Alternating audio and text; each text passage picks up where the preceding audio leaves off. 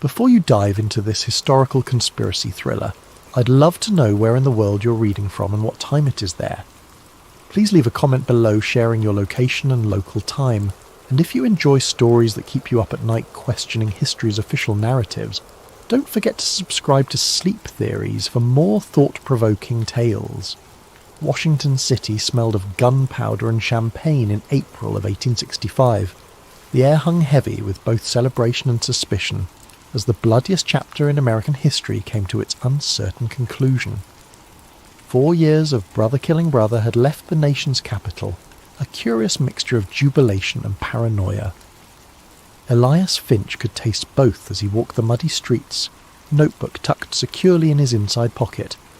At 36, his once youthful face had hardened into angular planes beneath a journalist's keen eyes that missed little.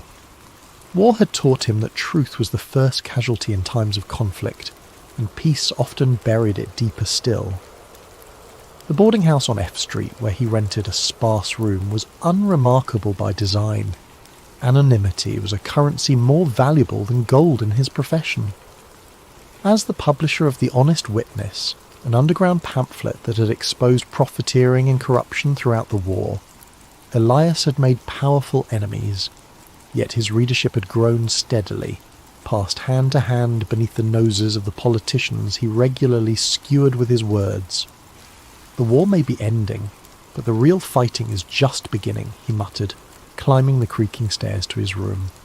Inside, papers covered every available surface. Notes, letters from informants, newspaper clippings. A small printing press stood in the corner, capable of producing several hundred pamphlets in a night's work. He lit the oil lamp and retrieved his latest draft from beneath a loose floorboard. The headline read, "Serpents in the Cabinet, Lincoln surrounded by traitors." Bold, even by his standards. A knock at his door interrupted his thoughts. 3 quick raps, a pause, then 2 more. The signal. Elias opened the door cautiously to reveal a haggard-looking man in a wrinkled Union uniform. Colonel James Simmons had been feeding him information for months, details of war profiteering that had made the backbone of Elias's most damning exposés. "You shouldn't be here," Elias said, quickly ushering him inside. "We agreed to meet at Harper's tomorrow." Simmons removed his cap, revealing prematurely grey hair. His hands trembled slightly. "Tomorrow might be too late. Something's happening, Finch. Something big." "Another contract scandal? More missing supplies?" Simmons shook his head, accepting the whiskey Elias offered. "This goes deeper than money. It's about power. We'll hold it now that the fighting's done."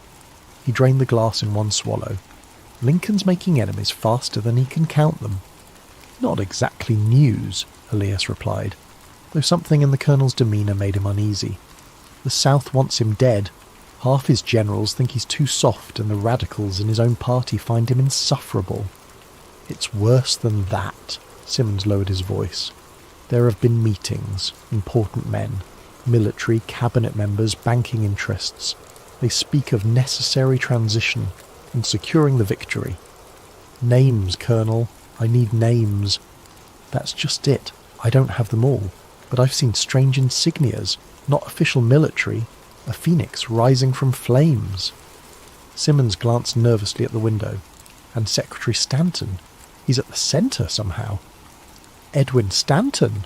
Lincoln's own Secretary of War?" Elias scribbled furiously in his notebook.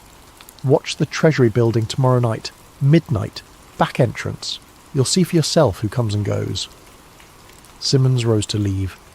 "Be careful who you trust, Finch." The war created new alliances, not all of them in the open. After Simmons departed, Elias couldn't settle.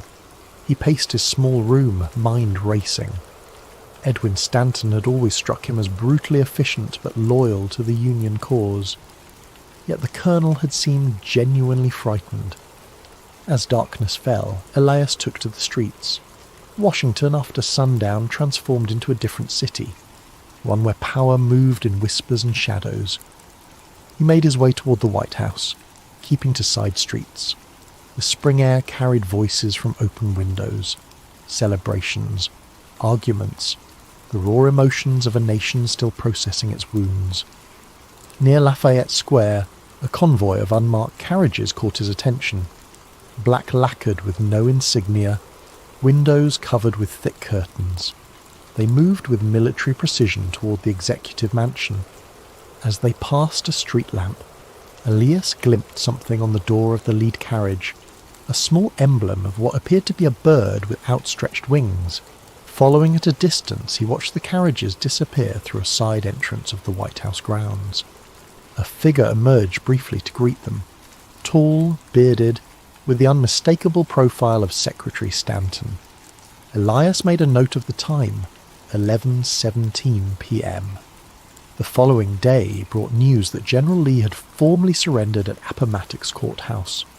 Washington erupted in celebration. Impromptu parades formed on Pennsylvania Avenue. Bottles of champagne appeared from nowhere. Soldiers embraced in the streets. The long nightmare of war was officially over. But beneath the revelry, Elias sensed something else. A current of uncertainty, of plans being whispered behind closed doors. That evening, as promised, he positioned himself near the Treasury building, hat pulled low, collar turned up against the spring chill. At precisely midnight, carriages began arriving. Not the marked conveyances of government officials, but private vehicles with drawn curtains. Men emerged quickly, faces obscured, and disappeared inside a door Elias knew to be a service entrance. He counted 12 in total, recognizing a few profiles despite their attempts at anonymity.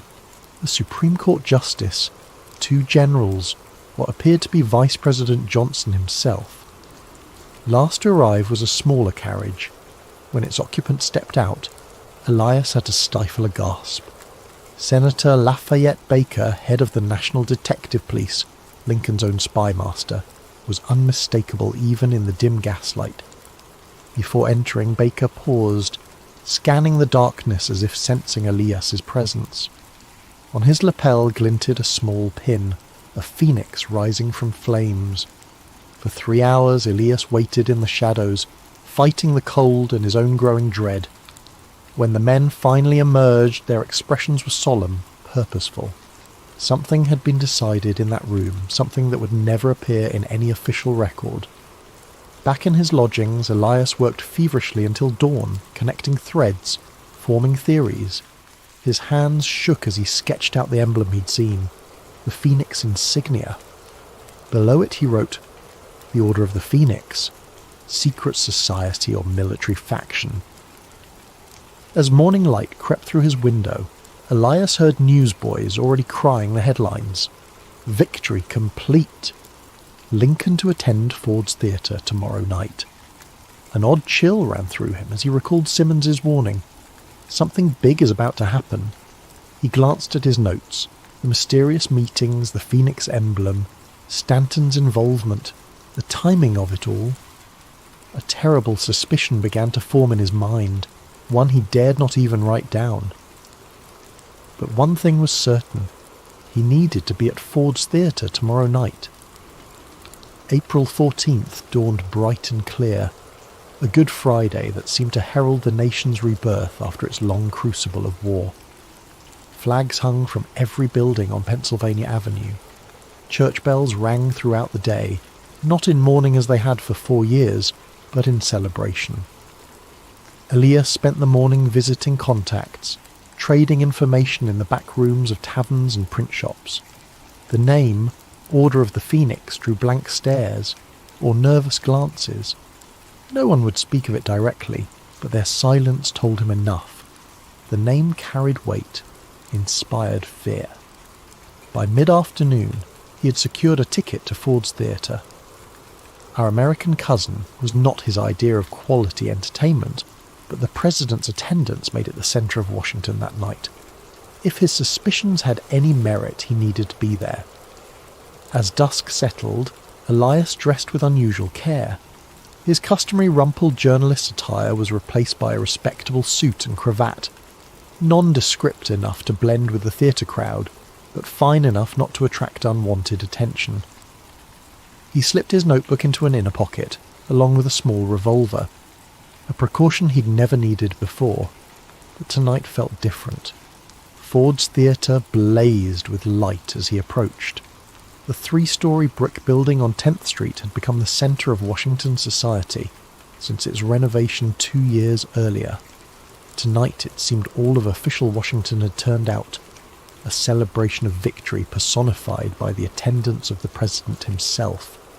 Elias noted the security, surprisingly light for such an occasion. A few metropolitan police officers milled about, but there was none of the military presence one might expect given the recent end of hostilities. He studied the faces of those entering. Politicians, military officers, social climbers of every variety.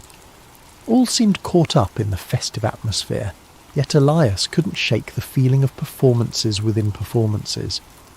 In the crowded lobby he spotted a face he recognised. John Parker, a notoriously unreliable presidential bodyguard known more for his drinking than his vigilance. Parker seemed distracted, already glancing toward the bar across the street. Elias made a mental note, taking his seat in the dress circle, one level below the presidential box. Elias had a clear view of both the stage and the entrance to Lincoln's box. The theatre hummed with anticipation. Ladies in silk gowns fanned themselves. Gentlemen exchanged handshakes and political whispers. At precisely 8:30, a stir near the entrance announced the presidential party's arrival. The orchestra struck up "Hail to the Chief" as Lincoln entered, tall and gaunt in his black suit, accompanied by his wife Mary, Major Henry Rathbone, and his fiancée Clara Harris. The audience rose in thunderous applause. Lincoln bowed slightly, his weary face breaking into that familiar melancholy smile. As the play began, Elias divided his attention between the stage and the movements around the theatre. 20 minutes into the performance, he noticed a man in a dark coat slip into the dress circle, moving with the confident ease of someone who knew the building well. Even from profile, the actor John Wilkes Booth was unmistakable, his handsome features and theatrical bearing marking him as clearly as a signature. What caught Elias's attention, however, was not Booth himself, but the man who briefly intercepted him near the back wall, a Union officer whose insignia identified him as a staff colonel. The two exchanged what appeared to be a few terse words. The officer pressed something into Booth's hand, a small object that disappeared instantly into the actor's pocket. Their interaction lasted perhaps 10 seconds before they separated, the officer retreating toward the stairwell.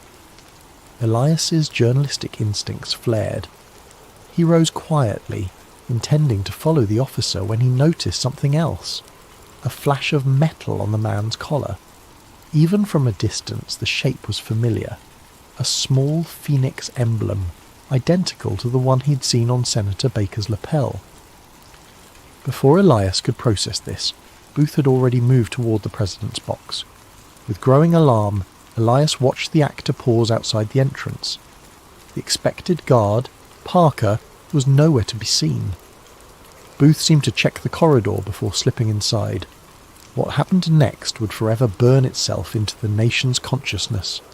The sharp crack of a pistol, Mary Lincoln's piercing scream, Booth leaping from the box to the stage, catching his spur in a Treasury Guard flag, landing awkwardly but still managing to brandish his knife and shout words that would echo through history. Sic semper tyrannis!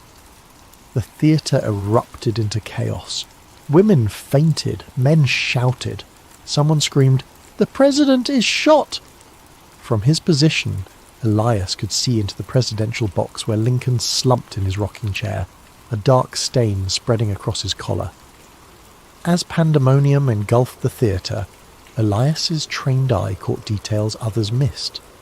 The surprising ease with which Booth escaped through the rear door, where a horse conveniently waited, the momentary hesitation of guards who should have moved more quickly, and most disturbing of all, the Union colonel with the phoenix insignia, calmly observing from the shadows before slipping out a side exit, not in pursuit of Booth, but in the opposite direction. Elias fought his way through the panicked crowd toward that exit. By the time he reached the alley, the colonel had vanished. Nearby, a stagehand was babbling hysterically to anyone who would listen. "Booth!" It was John Wilkes Booth. "The man who spoke to Booth," Elias demanded, grabbing the stagehand's shoulder. "The officer. Did you see where he went?" The stagehand stared blankly. "What officer?" "The Union colonel. He was right here, not a minute ago." "Mister, there weren't no officers back here. Just that crazy Booth running out like the devil himself was after him." Elias pushed past, scanning the alley. Nothing. It was as if the man had evaporated into the night air. Behind him, the sounds of chaos poured from the theatre. Someone was shouting for a doctor. Someone else was calling for soldiers. As military personnel began arriving, Elias melted into the crowd gathering on 10th Street. His mind raced, attempting to process what he'd witnessed. Lincoln shot, Booth as the trigger man. But that exchange, the missing guard, the convenient horse, the colonel with the phoenix emblem who'd spoken to Booth moments before, none of it felt like the act of a lone madman. By midnight, the city had transformed. Troops patrolled every street. Crowds gathered outside the Peterson house across from the theatre, where doctors fought to save the president's life. Rumours flew like startled birds. The vice president had also been attacked.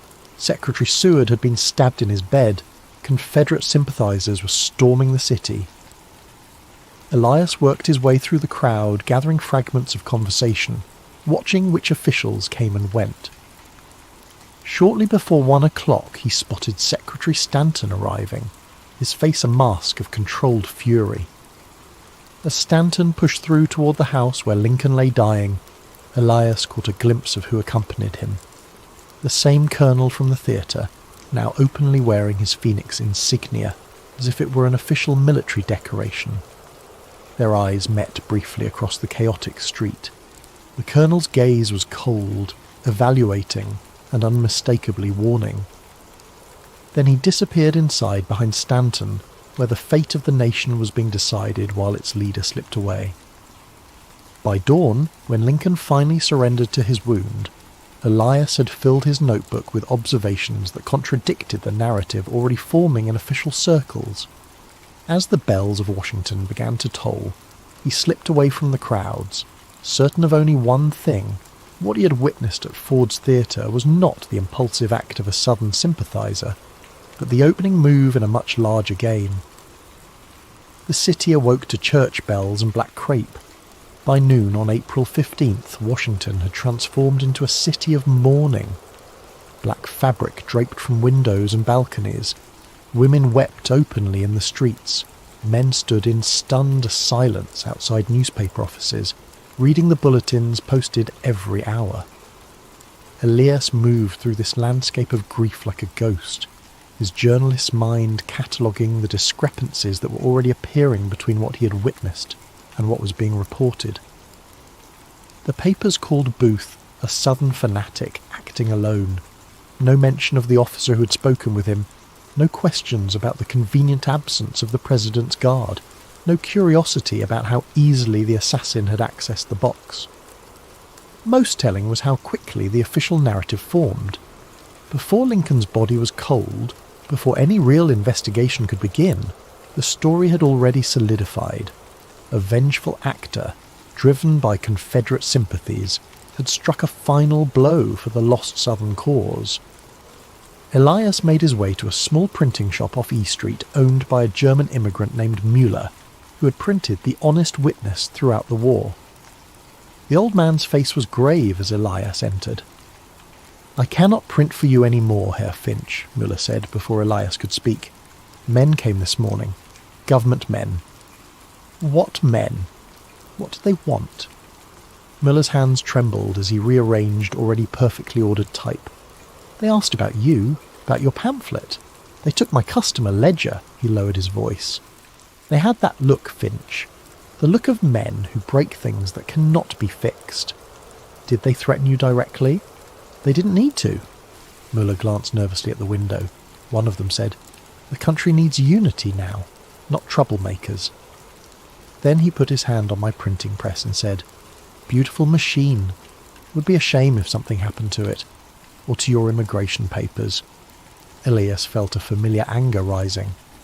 "I need to print what I saw last night, Heinrich. The truth about what happened at Ford's." "Not here you won't." Miller pressed a key into Elias's palm. "Back room of Kennedy's tobacco shop. My brother's old press is there. It's yours if you need it. But, Finch," his eyes were pleading, "be careful. These are dangerous times to question powerful men." By late afternoon, Elias had established himself at Kennedy's. The small press was outdated but functional. As he arranged his notes, preparing to write, a knock came at the door. His hand moved instinctively to the revolver in his pocket. A woman's voice called softly, "Mr. Finch? Adelaide Booker. I was at Ford's last night." Elias opened the door carefully. Adelaide Booker was in her 40s, a seamstress who had worked at the theatre for years. They had spoken several times when Elias was researching a piece on wartime entertainment. "I saw you following that officer," she said without preamble once inside. "The one with the strange pin." Elias's pulse quickened. "Tell me exactly what you saw." "I was mending a curtain backstage when Mr. Booth arrived. He seemed anxious, checking his pocket watch. Then that officer came in the stage door, which was unusual itself. They spoke briefly. The officer gave him something small, metallic." Her voice dropped to a whisper, and he said, "Remember, wait for the laugh line in Act 3, Scene 2, not before." Then he left through the same door. "Would you recognise this officer again?" Adelaide nodded. "Colonel Atticus Wade. He's been to the theatre before, always asking about who sits where, studying the layout." She clutched her shawl tighter. "I shouldn't be here. My sister says men have been asking questions about everyone who worked last night." After Adelaide left, Elias worked furiously into the evening, writing an account of what he'd witnessed, including the seamstress's testimony. He titled it simply, "Questions about Ford's Theatre." By midnight he had printed 200 copies ready for distribution. As he stepped out into the alley behind Kennedy's, a shape detached itself from the shadows. Elias reached for his revolver, but a familiar voice stopped him. "I wouldn't, Finch. There are 3 rifles trained on you right now." Colonel Simmons stepped into the dim light of the gas lamp, his uniform immaculate, his expression unreadable. "You said something big was coming," Elias said. "You knew?" "I suspected. There's a difference."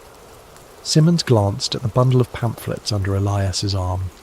"Those won't see daylight. The city's locked down. Every street corner has a soldier or a detective. Since when do you care about suppressing the truth? Since Secretary Stanton declared martial law an hour ago." Simmons sighed heavily. "The official story is that Booth acted with Confederate conspirators. Anyone suggesting otherwise is undermining national security in a time of crisis." Elias stared at him. "You're part of it. The Order of the Phoenix." Simmons flinched almost imperceptibly. "That name isn't to be spoken aloud, especially now." He stepped closer. "Listen to me carefully, Finch. What's done is done. Lincoln was too soft for what comes next. The South needs to be crushed, not coddled. The Phoenix understands this. And Booth? Just a convenient madman you could manipulate? A useful patriot who believed he was serving the Confederacy when in fact he served a greater purpose." Simmons looked genuinely sad. The country needed a villain, and he provided one. Now the real work begins. Stanton? Wade? Baker? How deep does this go? Instead of answering, Simmons handed him a folded paper. "This was left for you. I'd burn it after reading." The paper contained just 5 lines in a flowing script. The Phoenix rises from necessary fire. What seems an ending is merely transformation. Those who see too clearly become blinded. EF. Choose wisely where blindness falls. April 16th, midnight. Congressional Cemetery. Hamilton plot. When Elias looked up, Simmons had vanished. The alley was empty, save for a stray dog nosing through garbage. Above, the stars were obscured by clouds that promised rain. That night, Elias returned to his lodgings to find it had been searched, thoroughly and professionally. Papers rearranged, floorboards loosened, even the mattress sliced open. His latest notes were gone. On his desk sat a newspaper, folded open to a small item. Adelaide Booker, seamstress at Ford's Theatre, tragically took her own life this evening, overcome by grief at witnessing the president's assassination. Elias felt cold sweat break out across his forehead. Adelaide had been fine mere hours ago, determined, clear-eyed. The message was unmistakable. Witnesses could be erased as easily as words on paper. For the next 24 hours, Elias moved cautiously through a city transformed. Military checkpoints had sprung up overnight. Men in plain clothes, but with the unmistakable bearing of detectives, watched from street corners. Newspapers printed identical accounts of the assassination, as if working from the same script. Booth was now the most hunted man in America. But Elias noticed the search seemed strangely performative. Lots of visible activity. Little actual progress. On the evening of April 16th, as the first drops of rain began to fall, Elias made his way to Congressional Cemetery. The Hamilton plot was easy to find, a grand marble obelisk marking the resting place of a forgotten congressman. As midnight approached, Elias waited in the shadows of a nearby mausoleum, revolver ready. At precisely midnight a carriage arrived. A solitary figure emerged carrying a lantern. Tall, distinguished, instantly recognisable despite the darkness and rain. Secretary of War Edwin Stanton himself, the second most powerful man in the government, now effectively ruling the nation while Vice President Johnson floundered in his new role. Mr. Finch, Stanton called, his voice carrying clearly despite the rain. I know you're here. Let's dispense with theatrics. If I wanted you dead, you would be. Elias stepped cautiously from his hiding place. Like Adelaide Booker? Stanton's expression didn't change. Regrettable, but necessary. Some people cannot adapt to changing circumstances. He studied Elias with shrewd eyes. You, I think, are more practical. Is that why you're here? To discover my price? To offer you perspective. Stanton set the lantern on a nearby grave marker. What do you think you know, Mr. Finch? I know Lincoln was assassinated by conspiracy, not by a lone madman. I know the Order of the Phoenix, whatever it is, orchestrated it. I know you're involved. Stanton nodded slowly. Not inaccurate, but incomplete. The Phoenix is not what you imagine. Not some cabal of power-hungry monsters. We are patriots who understand that sometimes surgery is required to save the patient. And Lincoln was the disease. Lincoln was an obstacle. Stanton's voice softened slightly. A good man, but one whose compassion would have destroyed what we fought for. His plan for malice toward none would have allowed the same southern aristocracy to reclaim power within a decade. The war would have been for nothing. A cold certainty settled in Elias's stomach. So you had him killed. We had him removed, Stanton corrected, for the greater good. Now reconstruction will proceed as it must, with the firm hand the South requires. He stepped closer. History is shaped by those who control its narrative, Mr. Finch. You could be part of that shaping. You want me to be your propagandist? I want you to be realistic. Your talents are considerable. The Honest Witness showed that. The country needs unity now, not discord. Stanton reached into his coat and produced a leather portfolio. Inside is a commission as special correspondent to the War Department, along with enough evidence to suggest you've been working for us all along. The choice is simple. Join us and write the history we need, or fight us and be written out of it entirely. He placed the portfolio atop the grave marker and returned to his carriage. Before entering, he paused. One day, when passions have cooled, the truth can emerge. but not now. Not for decades. The rain intensified, nearly drowning his final words. Choose wisely, Mr. Finch. By tomorrow, there will be no other choices left. Rain pounded Washington for 3 days after Stanton's ultimatum, as if the heavens themselves mourned Lincoln. Elias remained in hiding, moving between safe houses known only to the network of informants and dissidents he had cultivated during the war. The portfolio Stanton had offered remained unopened in his coat, Pandora's box of temptation and compromise. On the third night, as thunder rolled across the capital, Elias met with Muller in the cellar of a church, whose minister had secretly treated wounded Confederate soldiers during the war. The street papers say Booth has fled south, Muller reported, shaking rain from his coat. But I heard from my cousin who drives a supply wagon. Soldiers searched the Surratt boarding house again today, tore up floorboards, broke down walls. They're looking for something, Elias mused. Something they think Booth left behind. Or something they planted that they now need to recover. Muller hesitated. There are rumours about a diary. This caught Elias's attention. Booth kept a diary? So they say. A small red leather book where he wrote his thoughts, his plans. The kind of thing that might reveal who he spoke to, who gave him orders. Elias's journalistic instinct flared. Such a diary would be the evidence he needed. Who told you this? A clerk at the War Department. He was drunk, talking too freely at Hannigan's Tavern. Said Stanton himself ordered every inch of the boarding house searched. Said the secretary was white as a ghost when he gave the order. The implications were clear. If Booth had recorded his contacts with the Order of the Phoenix, with Wade or Baker or Stanton himself, such evidence would shatter the carefully constructed narrative of a lone assassin. Elias made his decision. I need to get into Surratt's boarding house. Impossible, Muller protested. It's guarded day and night. Nothing is impossible, Elias countered. Merely inconvenient. He had not spent years cultivating informants and mapping the hidden geography of Washington without learning a few tricks. Are the old tunnel entrances still accessible? Muller's eyes widened. The smuggling tunnels? Some perhaps, but they haven't been used since the early days of the war.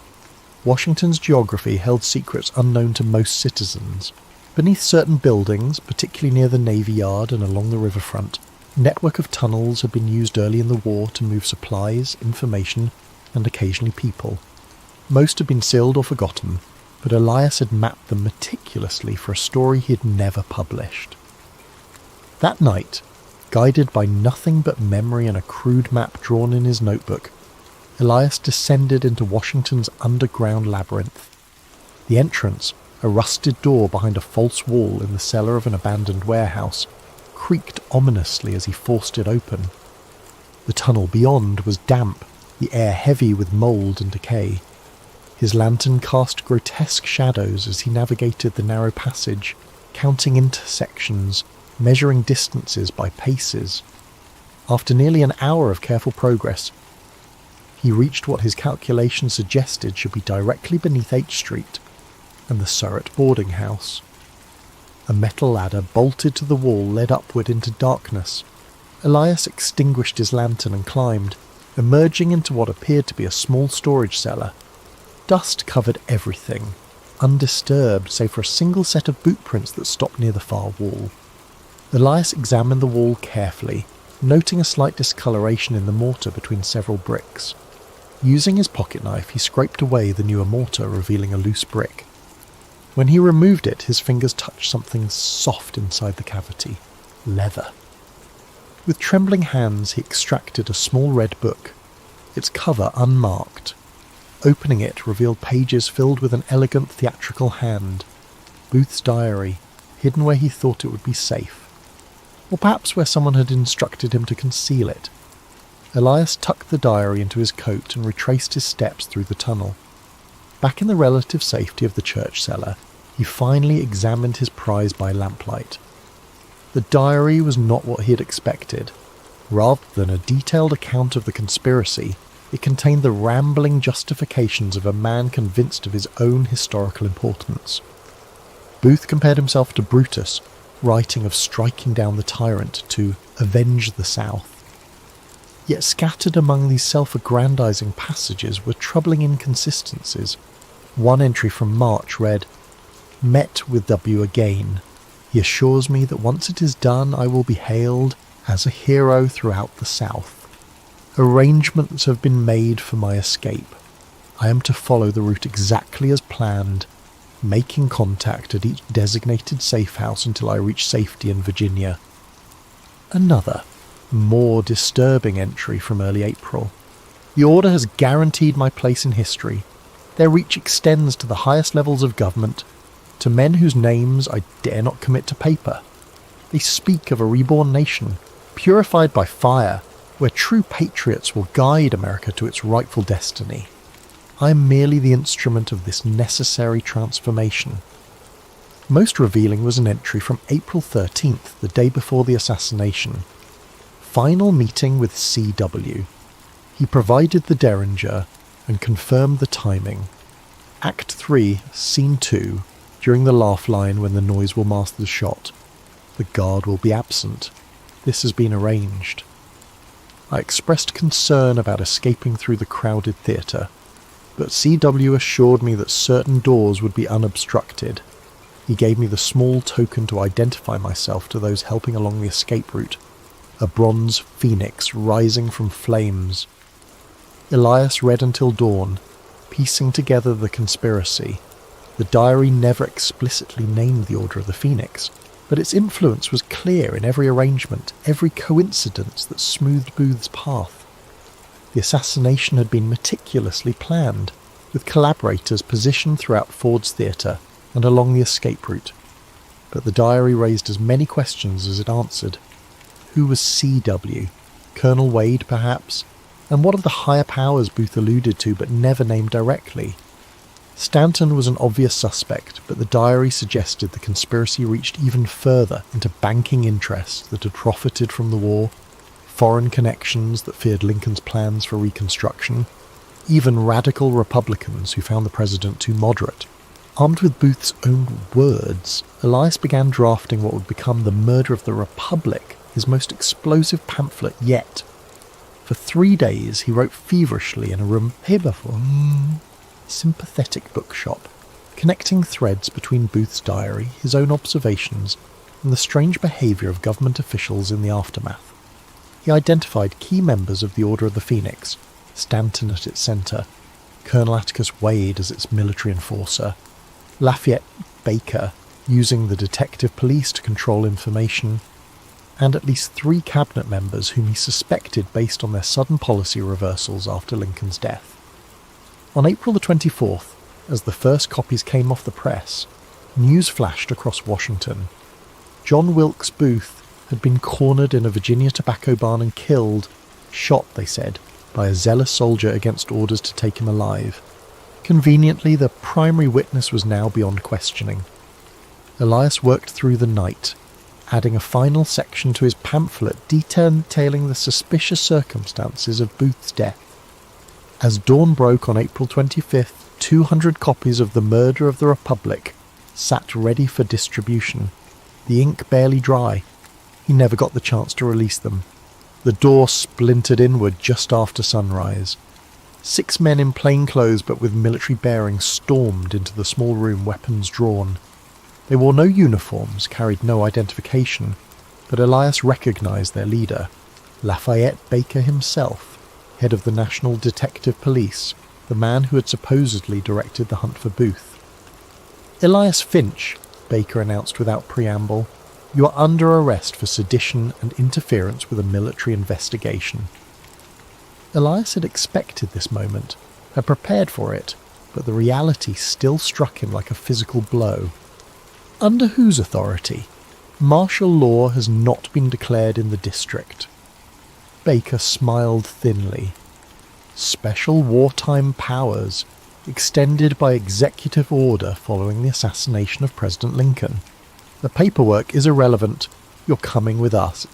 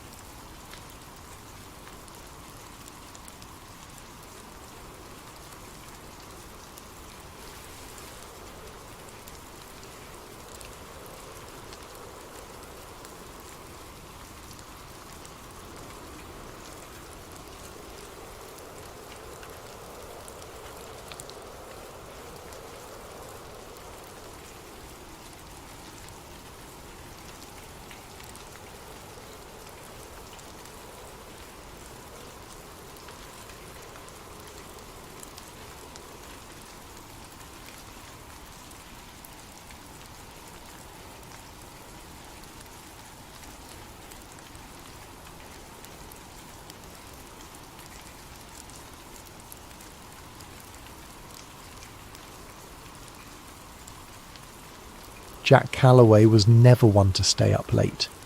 His farm in rural Nebraska demanded an early rise, so he typically shut off the lights by 10, drifting to the lullaby of distant crickets. But on this particular night, the restlessness wouldn't leave him.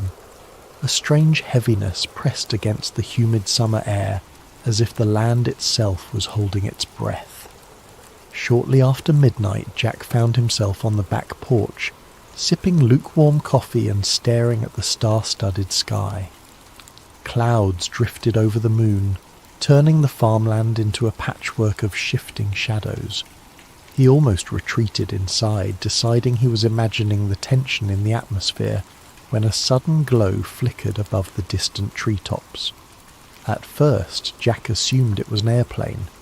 He lived near no major airports, yet small planes occasionally passed overhead. But the glow brightened too quickly, blossoming into a searing white flash that tore across the sky. Within seconds the light streaked overhead, trailing wisps of fire, lurid reds and oranges crackling with sparks. A shockwave rattled the windows strong enough to make the porch rails tremble. Jack's heart pounded. That can't be normal. Grabbing his phone, he sprinted off the porch and into the cornfields. Fear coursed through him. Fear of what might be falling from the heavens, and fear for the crops he'd nurtured all season. The farmland's rows felt endless as he ran, phone light dancing across towering cornstalks. Above, the once starry sky was obscured by swirling smoke. Just when it felt like his lungs would burst, Jack reached the far edge of the field. Beyond it was a wide clearing he used for storage, tires, rusted equipment. Something had crash-landed there, slicing a ragged trench through the earth. Sparks popped and fizzled along twisted shards of a silvery metal half buried in the ground. The craft was about the size of a large truck, shaped in a way that defied immediate description. It wasn't a plane, helicopter, or any design Jack recognized. Part of it glowed with an eerie internal light, bright enough to illuminate the orchard in flickering pulses. Jack's first instinct was to film. He raised his phone, pressing record. The footage captured the craft's warped hull, the shimmering heat waves pouring off it. He tried to speak, narrating that something had crashed, that it wasn't an airplane, but his voice shook so badly the words jumbled. Then, from within the shattered metal, a sliver of movement caught his eye. He inched closer, phone at arm's length. Steam hissed. An acrid smell like scorched wires choked the air. Something was definitely inside, a shape contorting behind the half-melted panels. Jack's heart hammered so loud he thought his chest might explode. Still, he crept forward, bracing himself for any sign of life. A sudden jolt of electricity arced across the debris, snapping him to a halt. He didn't want to risk stepping into a live current. Instead, he circled around, capturing angles of the crash from every side. The phone screen displayed a perfect shot of the wreck. Chunks of metal that glowed white-hot, unearthly symbols etched along the edges. In the distance, a twisted piece of plating flared with colour, like a neon hue that shimmered between purples and blues. Jack whispered to himself, "No one's going to believe this." But he had the footage, and that alone sparked hope that the truth might come to light. Suddenly the craft's lights dimmed. The field fell silent, except for crackling flames. The shape inside retreated deeper into the wreckage. Unsure what else to do, Jack took a few steps forward, balancing caution with curiosity. Then an unexpected surge of static flared from his phone, the screen going haywire. He cursed, stepping back as the phone beeped in protest. He managed to steady the device just as the screen returned to normal. Thank God, he thought. He hit stop on the recording, preparing to call 911, but the phone read, "No service." Jack wasn't surprised. His farmland sometimes struggled for signals. He jogged back through the corn rows, returning to the house. Once inside, he used the landline. It rang once, then cut off. He tried again. Same thing, a dead line. Tapping at his smartphone, he noticed the Wi-Fi icon flicker, then vanish. Confusion twisted in his gut. The night was calm, no storms. Was the crash interfering with signals? Possibly. He rummaged for his laptop, fired it up and attempted to connect. Nothing. Even the router's usual blinking lights were locked in a static glow. A pit of dread sank in his stomach. If he couldn't call out or upload the video, how would he get help? He decided to drive into town. Maybe from there he could call authorities. But as he stepped onto the front porch, headlights appeared at the far end of his dirt driveway. 2 black SUVs rolling up with their beams off. They advanced silently, an ominous presence cutting through the dark. Jack's pulse raced. Normally, unannounced visitors after midnight might be drunks or lost travellers, but these vehicles looked official. Tinted windows, standard government plates. He took a step back, adrenaline spiking. The feeling of being trapped rose in his chest. The SUVs stopped, engines humming. Doors opened and figures in dark suits spilled out. They carried flashlights that cut across the yard. One man, tall with a military-like bearing, stepped forward. "Mr. Calloway," he called, voice calm but unnervingly authoritative. Jack didn't answer. He realized they might want his phone, the precious footage. Even if they were from the government, something about their arrival felt sinister. He slipped inside, locked the door and sprinted to the kitchen. Peeking through the window, he saw the men fan out across his property. Another SUV arrived from the other direction, sealing any easy escape. The man in charge barked orders in a low tone. Despite the distance, Jack caught snippets. Secure the perimeter, search the barn, find the subject. Subject. As if he were some kind of criminal. A surge of defiance lit inside him. They're here for the crash. The pieces clicked. They must know about the fallen object. They wanted to contain it, hide it from public knowledge. Jack clutched his phone tight, sinking into a corner. Think, Jack. Don't let them seize that video. The file was his only proof that something extraordinary had landed in his fields. If these agents got it, the truth might vanish forever. He peered out again, noticing more men stepping around the side of the house. In that moment, Jack made a choice. He would not surrender the footage. Summoning courage he never knew he had, he pocketed the phone, grabbed a flashlight and hurried toward the back door. They hadn't reached the house's rear yet. Maybe he could slip away. The world beyond was ablaze with tension. He sensed it wasn't just about a crashed craft. It was about a revelation bigger than anything he'd ever imagined. Now, forced to stand alone against these black-suited strangers, Jack felt a spark of determination. He was a simple farmer, but he'd stumbled upon something that defied reason, and come what may, he would not let it be buried. Jack Calloway's heart hammered as he ducked out the back door, creeping into the shadows behind his farmhouse. The night air clung to him, heavy with the echo of distant engines idling. He had no illusions about outrunning a team of trained agents, but desperation fueled him. Keeping low, he skirted along the fence. The farmland behind him was vast, miles of cornfields broken by a scattering of outbuildings. If he could disappear into the rows, maybe he'd have a chance to slip past these intruders. He peered back at the house. 2 men in suits hammered on the front door, demanding Jack open up. Another pair circled around, shining flashlights across windows. Anxiety churned in his gut. They'll figure out soon enough he's not inside. With shaking hands, he pulled out his phone. He swiped to open the video he'd recorded earlier in the field. For a moment, relief. The video thumbnail appeared, showing the glowing metal debris. He tapped play. The screen flickered, a swirl of static. Then an error message. File corrupted. No, Jack muttered, panic rising. He tried again, but the same glitch repeated. Next, he attempted to upload it to a social media site, forgetting that his signal was gone. The upload bar stuck at 0. Offline. He closed his eyes, fighting the wave of helplessness.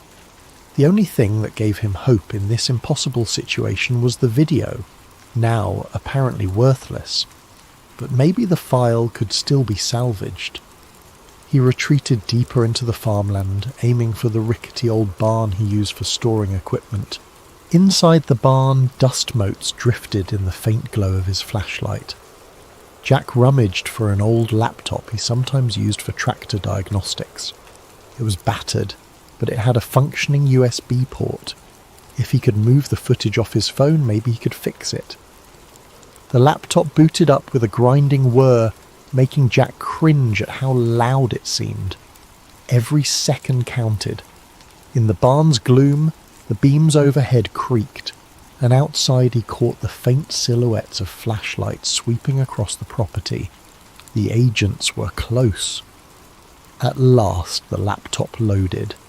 He plugged the phone in, frantically clicking to access the video file. The software recognized the phone, but the video thumbnail displayed a warning icon. Corrupt file. Even the laptop spat out an error. Jack cursed. Trying a half-dozen times, the footage refused to open. He sat back, trembling. So that's why they're so confident. Something about the crash or the craft's energy had garbled the data. For all he knew, it might be salvageable, but he didn't have the technical know-how. I need an expert. Remembering the commotion outside, Jack eased a peek through a gap in the barn wall.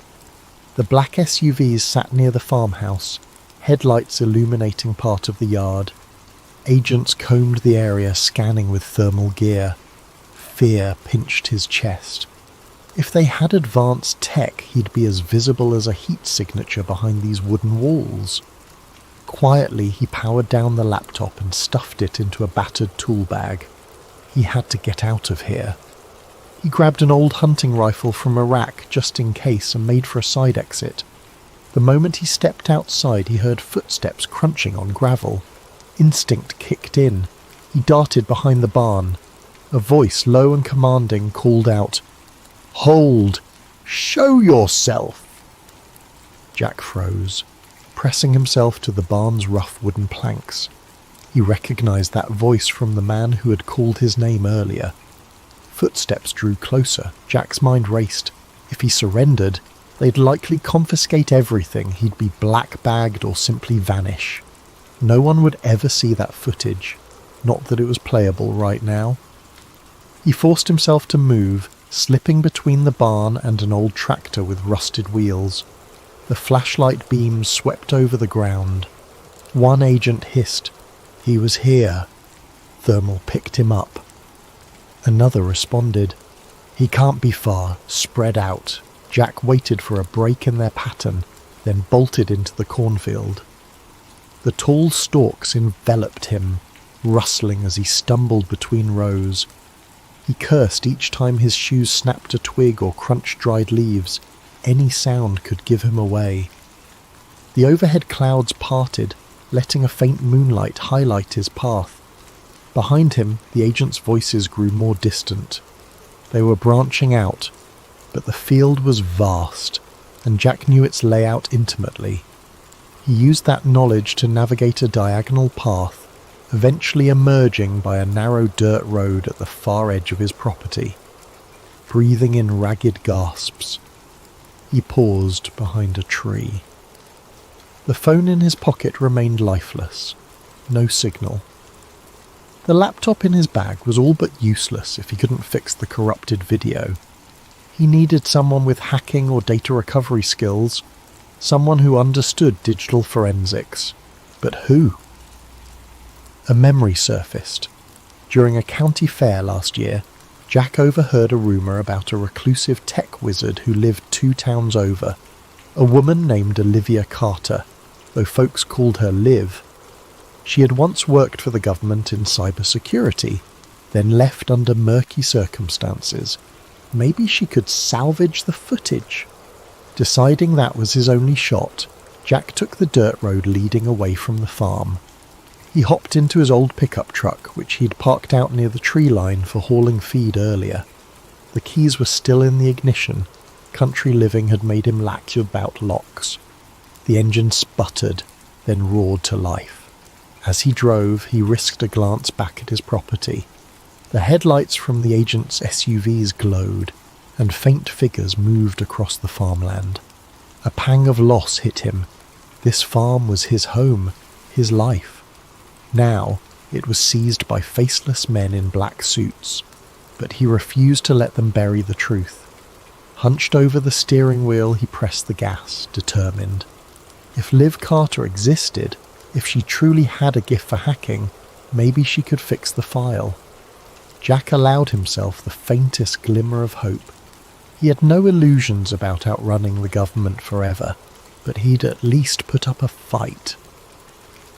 The truck rattled along the back roads, dust kicking up behind. He spotted no immediate pursuit, which unsettled him more than comforted him. The entire fiasco felt unreal. Aliens in his field, men in black SUVs. His phone's footage turned useless, yet the memory of that smouldering, unearthly craft lingered. As he turned onto the highway, Jack thought about the object's occupant. Something inside that craft had moved. Was it alive, injured, already contained by those agents? The questions multiplied in his mind. He clenched the steering wheel, jaw set. One thing at a time, he told himself. If the video was truly salvageable, it might blow open everything, if they didn't get to him first.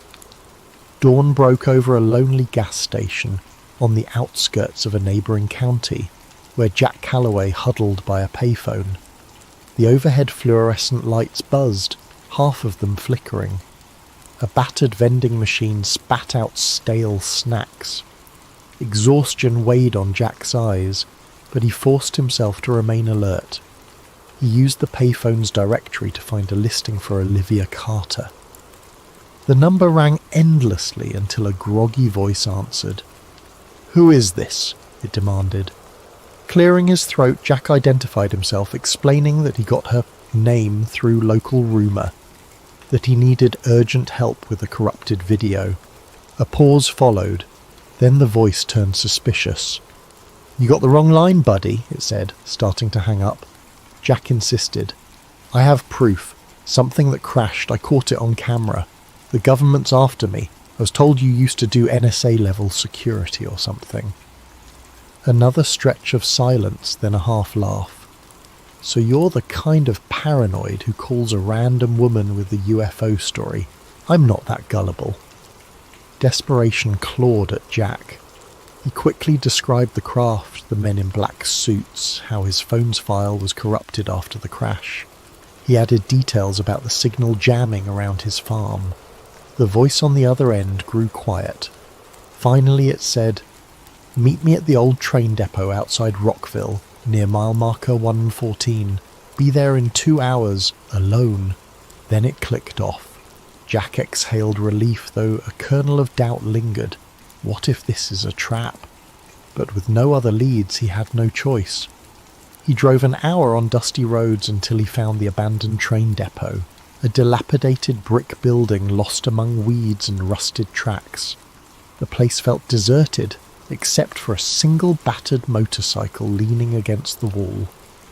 He parked the truck and stepped out, scanning the area.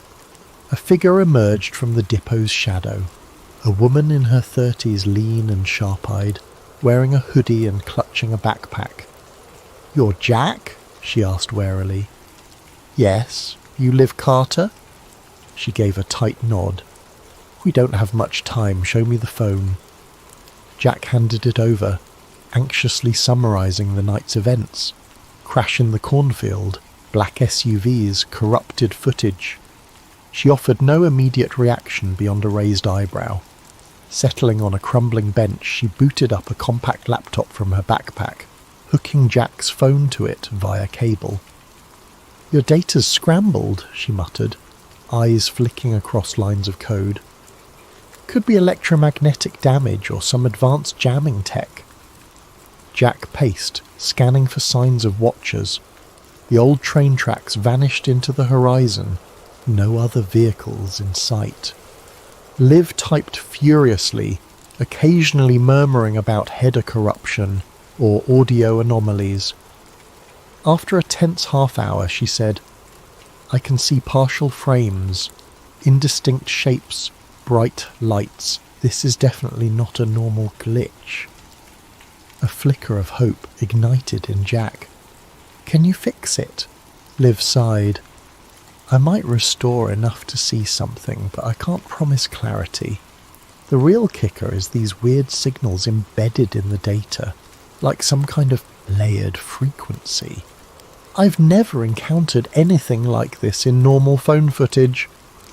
Jack's stomach tightened. Something about the crash evidently messed with the electronics. Before he could respond, the roar of engines drew their attention. Down the deserted highway, a convoy of black SUVs approached, just like the ones at his farm. Liv snapped her laptop shut, eyes widening. "Who the hell are they?" Jack's pulse surged. "FBI, CIA, I don't know," he said. "But they're after Maul." Liv snatched her gear. "We have to move." The two sprinted to their vehicles. Jack scrambled into his pickup. Liv revved her motorcycle. As the SUVs closed in, they sped off from opposite sides of the depot. The agents split, some pursuing Liv, others tailing Jack. Gravel sprayed beneath Jack's tyres as he lurched onto the highway. He glimpsed Liv in his mirror, weaving her motorcycle off-road in a cloud of dust, outmanoeuvring the black SUVs behind her. Jack's own pursuers kept tight, lights flashing. Suddenly a siren whooped, and a different set of lights flared in the distance, local county sheriff vehicles. They blocked the road, forcing Jack to swerve. He recognized the lead patrol car's driver, Sheriff Wade Mitchell.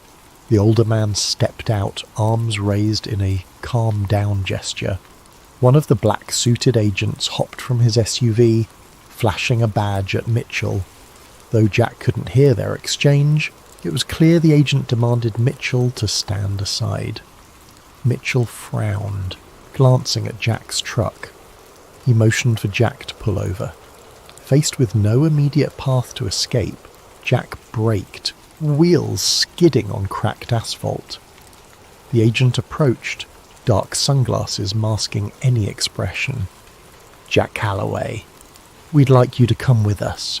There's been an incident on your property. Official business." Mitchell cast a confused look at Jack. The sheriff had known Jack for years. "Jack, what's going on? Why are these men chasing you?" Jack, chest heaving, answered, "They raided my farm. They want my phone. They're covering up something that fell from the sky." The agent tensed. "That's nonsense, Sheriff. We're investigating a possible meteor strike, no threat to the public. Mr. Calloway is interfering with our operation. Please, step aside." Mitchell's gaze flicked to Jack. He saw the fear, the sincerity in the farmer's eyes. Something about the agent's calm, clipped tone felt off.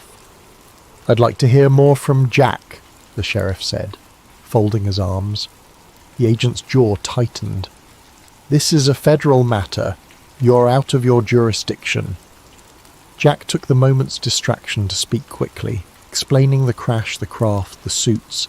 He insisted he had footage, though corrupted. Mitchell's face paled, but he stood firm, telling the agent, "Federally or not, in my county, I want to see a proper warrant." The agent stared coldly, then motioned to the SUVs. Two more men joined, brandishing official documents. "Here's your warrant, Sheriff. Satisfy your procedures." He smirked, as if expecting compliance. Mitchell studied the pages, then gave Jack a grave look. "Let me see your phone," he murmured. "I trust you, Jack, but I gotta see something." Jack hesitated, but he fished out the phone. Mitchell scrolled the corrupted file, gleaning only flickers of static and partial frames of a bright object. Even that snippet was enough to rattle him. He glared at the agent. "I want an explanation for this.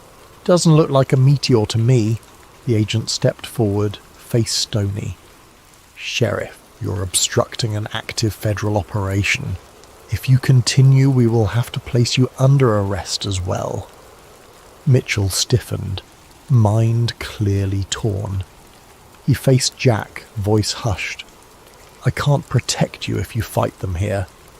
Then more audibly he said, "I won't let you arrest my citizen without just cause. But if Jack chooses to leave, I won't stop him."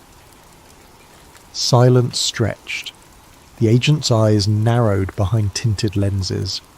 In that heartbeat, Jack understood the sheriff was giving him a window, a fleeting chance to flee.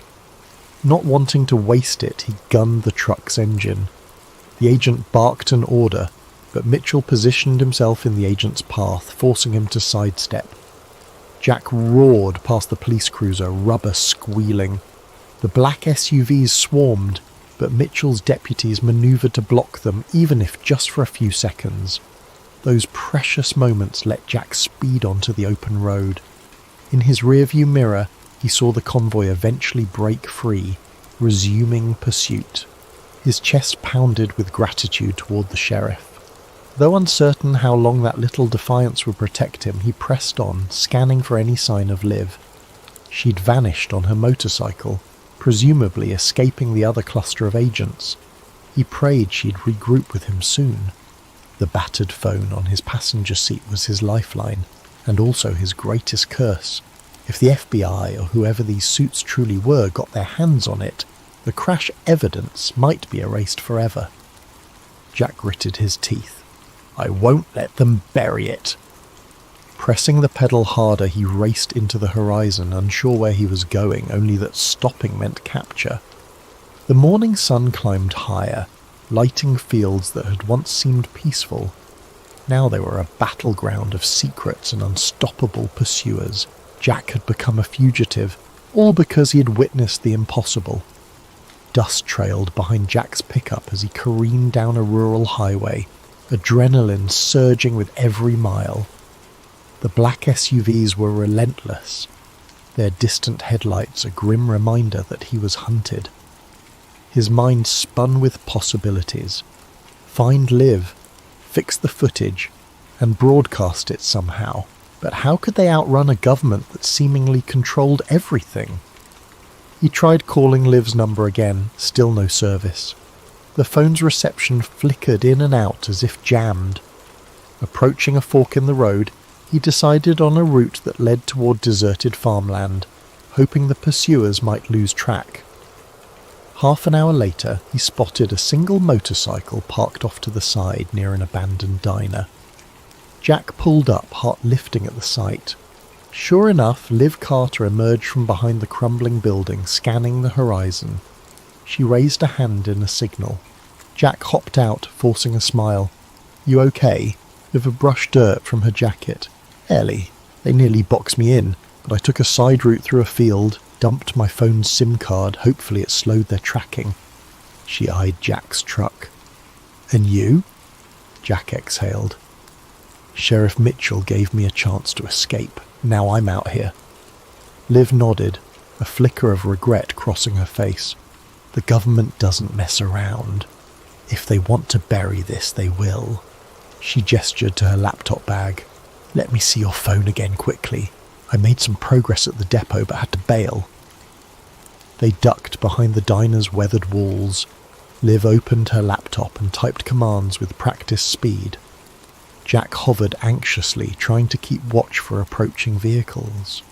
Liv's expression grew focused.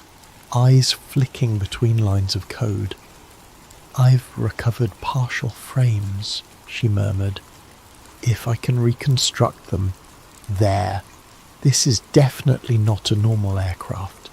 Maybe a chunk of the footage is salvageable." Jack saw glimpses on her screen.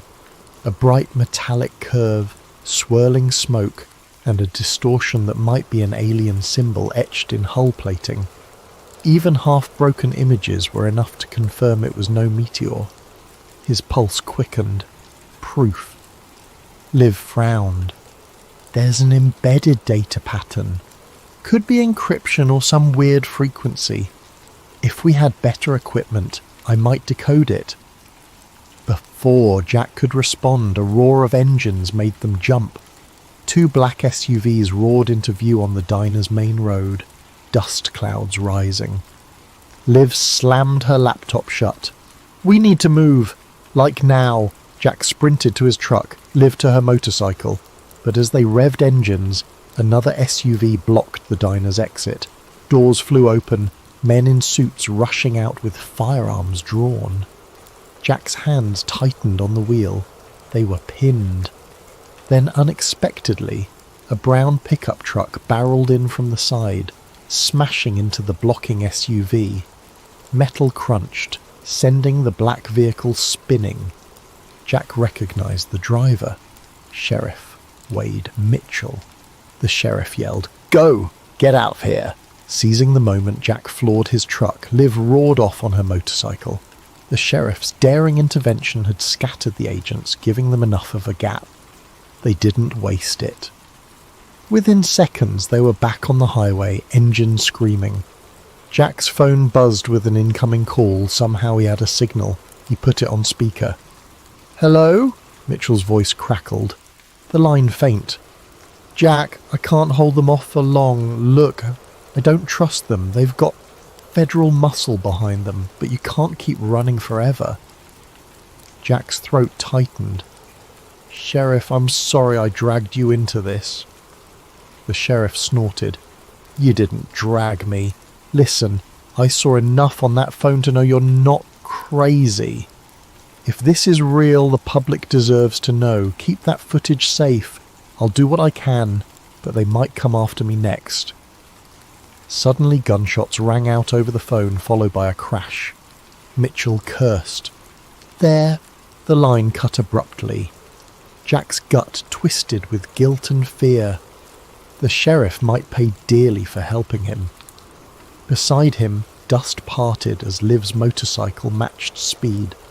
She waved him down, indicating a turn-off. He followed her to a narrow road that cut through a wooded area. They rumbled along until they reached a concealed path leading down into a ravine. There, half hidden by vegetation, lay an old hunting cabin. Liv parked, gesturing for Jack to do the same. "A friend of mine used to use this place. Should be off-grid enough to avoid trackers." Inside the cabin, the air was stale, but the walls were sturdy. Jack slammed the door behind them, adrenaline surging. Liv pulled out her laptop and a portable router from her bag. "I can try to connect here, maybe upload what we have, but the speeds might be abysmal." As she set up, Jack's nerves kept him pacing. Every shadow outside felt like an approaching agent. "We have to get the truth out somehow, publicly," he said. "If we just run, they'll catch us eventually. But if the entire world sees the crash footage..." Liv nodded. "That's the idea, but we need a robust channel or a known platform, and the moment they sense us uploading, they might jam it." She typed away, establishing a signal. The portable router's lights blinked green. Surprisingly, they had a minimal data connection. A hush fell as Liv attempted to upload the partially repaired video. The progress bar crawled painfully. Then the entire window froze. A wave of curses spilled from Liv's mouth. She hammered keys, only to find the connection forcibly dropped. "They're jamming it," she hissed. "They have insane coverage." Jack glowered. "We can't do this pieceways. Maybe we physically bring the data to a big news station." Liv considered that, scanning the glitching laptop. Possibly, but who can we trust? The men chasing us might have infiltration in major networks. They'll kill the story. Before Jack could reply, the door rattled. Both froze. Jack snatched up an old shotgun that hung on the cabin wall. Liv pulled a small sidearm from her bag, eyes wide. Another knock, louder. Jack crept to a window. He saw a single figure outside wearing the uniform of local law enforcement. "Sheriff Mitchell," he whispered, relief flooding him. He unlatched the door. Mitchell staggered in, face pale, uniform torn. "They're not just FBI, Jack. Something else is going on. They nearly ran me off the road. My deputies. Some are cooperating with them." Jack helped him to a chair. "You're hurt?" Mitchell shook his head. "Just bruised. Listen, you have to leave the state. They'll roadblock every main highway. Word is, they labelled you a domestic threat, claims about anti-government extremism. Ridiculous. But that means official forces are converging." Liv frowned. "We have evidence. Footage of an extraterrestrial craft. They're burying it." Mitchell let out a heavy breath. "I've spent my whole career in small-town policing. I never expected to see this." He pinned them with a determined look. "Jack, I won't chase you, but this is bigger than me. Get out of Nebraska. Find a safe place to blow the lid on this." Jack nodded, throat tight. "I'm sorry they came after you." The sheriff forced a grim smile. "Just promise me, if you succeed, you'll let the world know I tried to do right." Then he rose, stumbling. "I'll try to throw them off your trail as best I can. Now go. They'll track me here soon." With little time to talk, Jack and Liv quickly gathered their gear. Before stepping out, Jack clasped the sheriff's hand, gratitude etched in his face. "Thank you." Mitchell nodded, stepping away into the night, presumably to lead the hunters astray. Jack and Liv hopped into their vehicles, forging a plan. They'd head for the nearest big city, Omaha maybe, where they could attempt contacting national news outlets or even go public on the internet from a secure location. As they pulled out from the ravine, the distant rumble of engines sounded once more. But this time the pair had a head start. The farmland roads branched like a maze, and the rising moon cast faint light across their path. They might yet outrun the suits for a time. Still, an uneasy question gnawed at Jack. Even if they made it to Omaha, even if they found a major platform, would the men in black let that broadcast happen, or would an even deadlier force intercept them? He clung to a single hope, the possibility that the partially restored footage would be enough to spark a global outcry, that it would be unstoppable once it hit the public domain. In the glare of his truck's headlights, an enormous harvest moon loomed overhead. Jack couldn't shake the feeling that something else hung in the sky, something that had come crashing down on his farm, and unless he exposed it, those dark secrets would remain hidden, overshadowing the farmland for good. Under the pale glow of street lamps, Jack Calloway and Olivia Liv Carter found themselves in the industrial outskirts of Omaha. Factories and warehouses lined the roads, giant structures looming in the dark. They had evaded immediate pursuit thanks to Sheriff Mitchell's heroic diversion, but neither believed the chase was truly over. They parked behind a deserted loading dock. The stale odour of oil and rust drifted in the night air. Liv led Jack to a side entrance of an old distribution centre. She claimed to know a hidden corner inside where they could set up for a final attempt to broadcast the footage. Inside, the place was cavernous, echoing with each footstep. Corridors branched off, some leading to dusty offices. Eventually they found a small utility room near the back. Liv tested an electrical panel, lighting the overhead fluorescent tubes that flickered with a dull hum. "This might work," she said, dropping her gear. She set up her laptop, connecting it to a portable battery. The phone was placed on a makeshift stand. the recovered footage file displayed on her screen. "I'll try to route through a secure network. My old NSA backdoor might still exist." Jack crouched by the door, shotgun resting at his side, warily scanning the empty halls. The tension in his chest felt suffocating. "If they track us here," Liv shrugged, "we have no choice. This is our last shot. If we can't get the footage out, they'll keep hunting you down, and the world won't learn the truth about that crash." She typed a flurry of commands. The laptop's fans whirred. Minutes stretched. Jack's nerves thrummed. He recalled the horrifying sense of powerlessness as men in black suits commandeered his property, the intangible occupant inside that crashed craft, the glimmers of alien symbols in the twisted metal. All that weighed on his mind, fueling his resolve. "We can't let them hide this." Suddenly Liv hissed in triumph, "Yes, I've bypassed some of their net blocks. The upload is starting." The progress bar inched forward. "I'm sending it to multiple mirror sites simultaneously. Video sharing platforms, news tip lines, every corner of the web. They can't kill it all at once." Jack allowed a hopeful smile. "So people will see it?" Liv nodded. "Unless they physically cut the power. But we have a backup battery, so even that might not be immediate." No sooner had the words left her mouth than a metallic clang echoed from somewhere in the building. Jack stiffened, finger sliding to the shotgun's trigger guard. Liv's eyes darted up from the screen. "We're not alone." Sure enough, footsteps resonated from the corridor, a measured, almost ominously calm stride. Liv frantically tapped at her keyboard, urging the upload to finalize. 4 minutes left, she muttered. The footsteps stopped outside the door, then a single knock. Thud, thud, thud. Rourke's heart nearly stopped.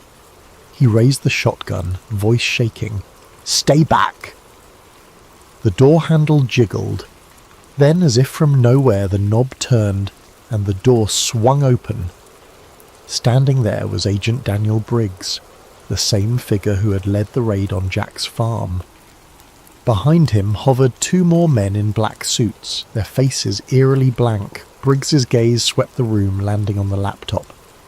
"Mr. Calloway, Ms. Carter," he said smoothly, ignoring the shotgun aimed at his chest. "This ends now. Step away from that computer." Jack gritted his teeth. "We're uploading the truth. Everyone will see what crashed on my farm. You can't silence this." Briggs sighed, his tone almost regretful. "You're misguided. The world isn't ready for what you've stumbled upon.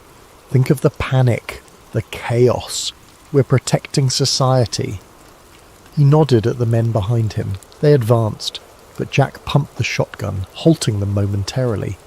Liv glanced at the screen. 2 minutes left, she whispered to Jack. Briggs's eyes narrowed. "Can't allow that file to spread. Stand down or we will be forced to..." A sudden boom reverberated through the facility, making everyone jerk in surprise. Something heavy crashed in a far corridor. The men in suits turned, momentarily distracted. Liv seized the opportunity, leaping forward to slam the door shut. She bolted it from inside, pressing her weight against it. From the hall, Briggs's muffled voice barked, "Breach it!" A heavy thud smashed against the door. Jack knew they had seconds. He joined Liv, pushing a nearby crate to barricade. "How long?" She checked the laptop. 1 minute. But they'll smash through any second. Already the door's metal buckled under repeated blows. Desperately, Jack rummaged for anything else to stall them, discarded shelves, debris. They piled it against the door, hearing the men outside coordinate. Another blow rattled the frame. "We're nearly there," Liv muttered, knuckles white on her keyboard. Then a final crash. The door burst open, flinging the makeshift barricade aside. Briggs and 2 men advanced, guns drawn. Jack raised the shotgun, but the men in black suits moved unnervingly quickly, disarming him with a blow that knocked him to the ground. Pain flared in his shoulder. Liv tried to shield the laptop. One suit forcibly yanked it away, slamming it to the concrete floor. Sparks flew as the screen cracked. With an impassive stare, the man crushed the device underfoot. Liv cried out, horror-stricken. Briggs approached the battered computer, verifying it was destroyed. Then he turned to Jack, who lay gasping on the ground. "You can't fight the entire apparatus, Mr. Calloway." A flicker of pity, or was it scorn, crossed his features. "You were never supposed to see that crash." Jack coughed, agony shooting through his ribs. The upload, it might have finished. Briggs knelt, retrieving Jack's phone. He tapped it. Somehow it was still connected, though a fractal of static danced on the screen. "We'll see." With a swift motion, he pressed something on the device. The phone screen went black. "Get them out of here," Briggs ordered. The men in black suits dragged Jack upright. Another grabbed Liv. Forcing her arms behind her back, she spat curses, tears of frustration in her eyes. The upload might have been seconds from completion, but had it finished or not, neither could be certain. As they were led away, stepping through the corridor, Jack glimpsed open warehouse doors. Rows of black SUVs were parked outside, red and blue lights flickering. A helicopter circled overhead. Any thought of escaping again felt impossible. Once outside, the men in black parted to let Briggs pass. He gestured for them to deposit Jack and Liv into separate vehicles. Jack fought weakly, shoulders screaming in pain, but there was no breaking free from these silent, relentless operatives. In the hush of the SUV's interior, the door slammed shut. Jack was alone, the windows tinted so dark he couldn't see out. A cold dread enveloped him. He realized they'd likely vanish him, just as they might do with Liv. The knowledge weighed heavily, but a flicker of uncertain hope remained. What if the upload had reached the internet in time? Could the truth slip out somewhere, unstoppable? But deep down, he feared the men in black might still find a way to erase everything. The SUV's engine rumbled to life.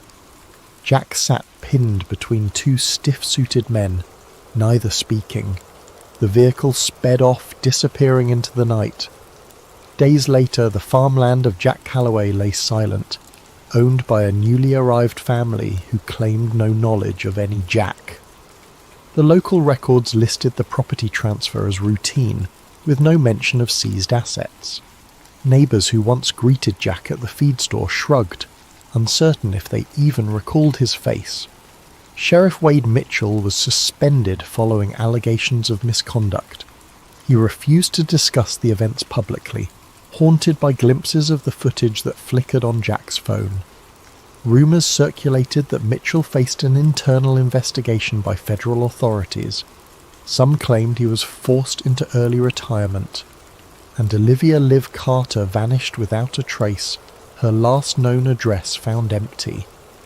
Official statements offered no explanation. Some rumoured she fled the country.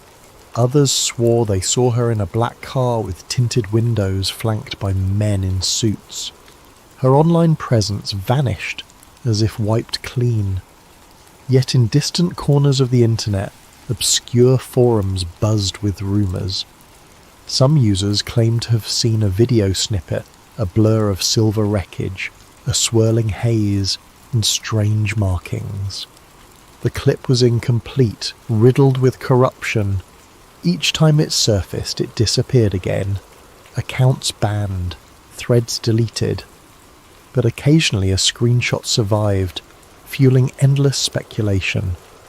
One day, a user named FarmTruth4 posted, "I am Jack Calloway. I'm alive. Keep digging. Look to the sky." The post vanished within an hour, replaced by an error page. No one could verify its authenticity. Still, a handful believed. They whispered among themselves that somewhere, the truth about that fallen craft was out there, possibly slumbering on a server in some forgotten corner of the web, waiting to be rediscovered. And so the question lingered. Did the final transmission slip through the net of secrecy? Or did the watchers quietly crush every trace? For those who glimpsed the evidence, the answer was obvious. The sky had indeed fallen that night in Nebraska. But for the rest of the world, life carried on in blissful ignorance, never suspecting that on one quiet farm, the biggest secret in history had touched down and then been swept away.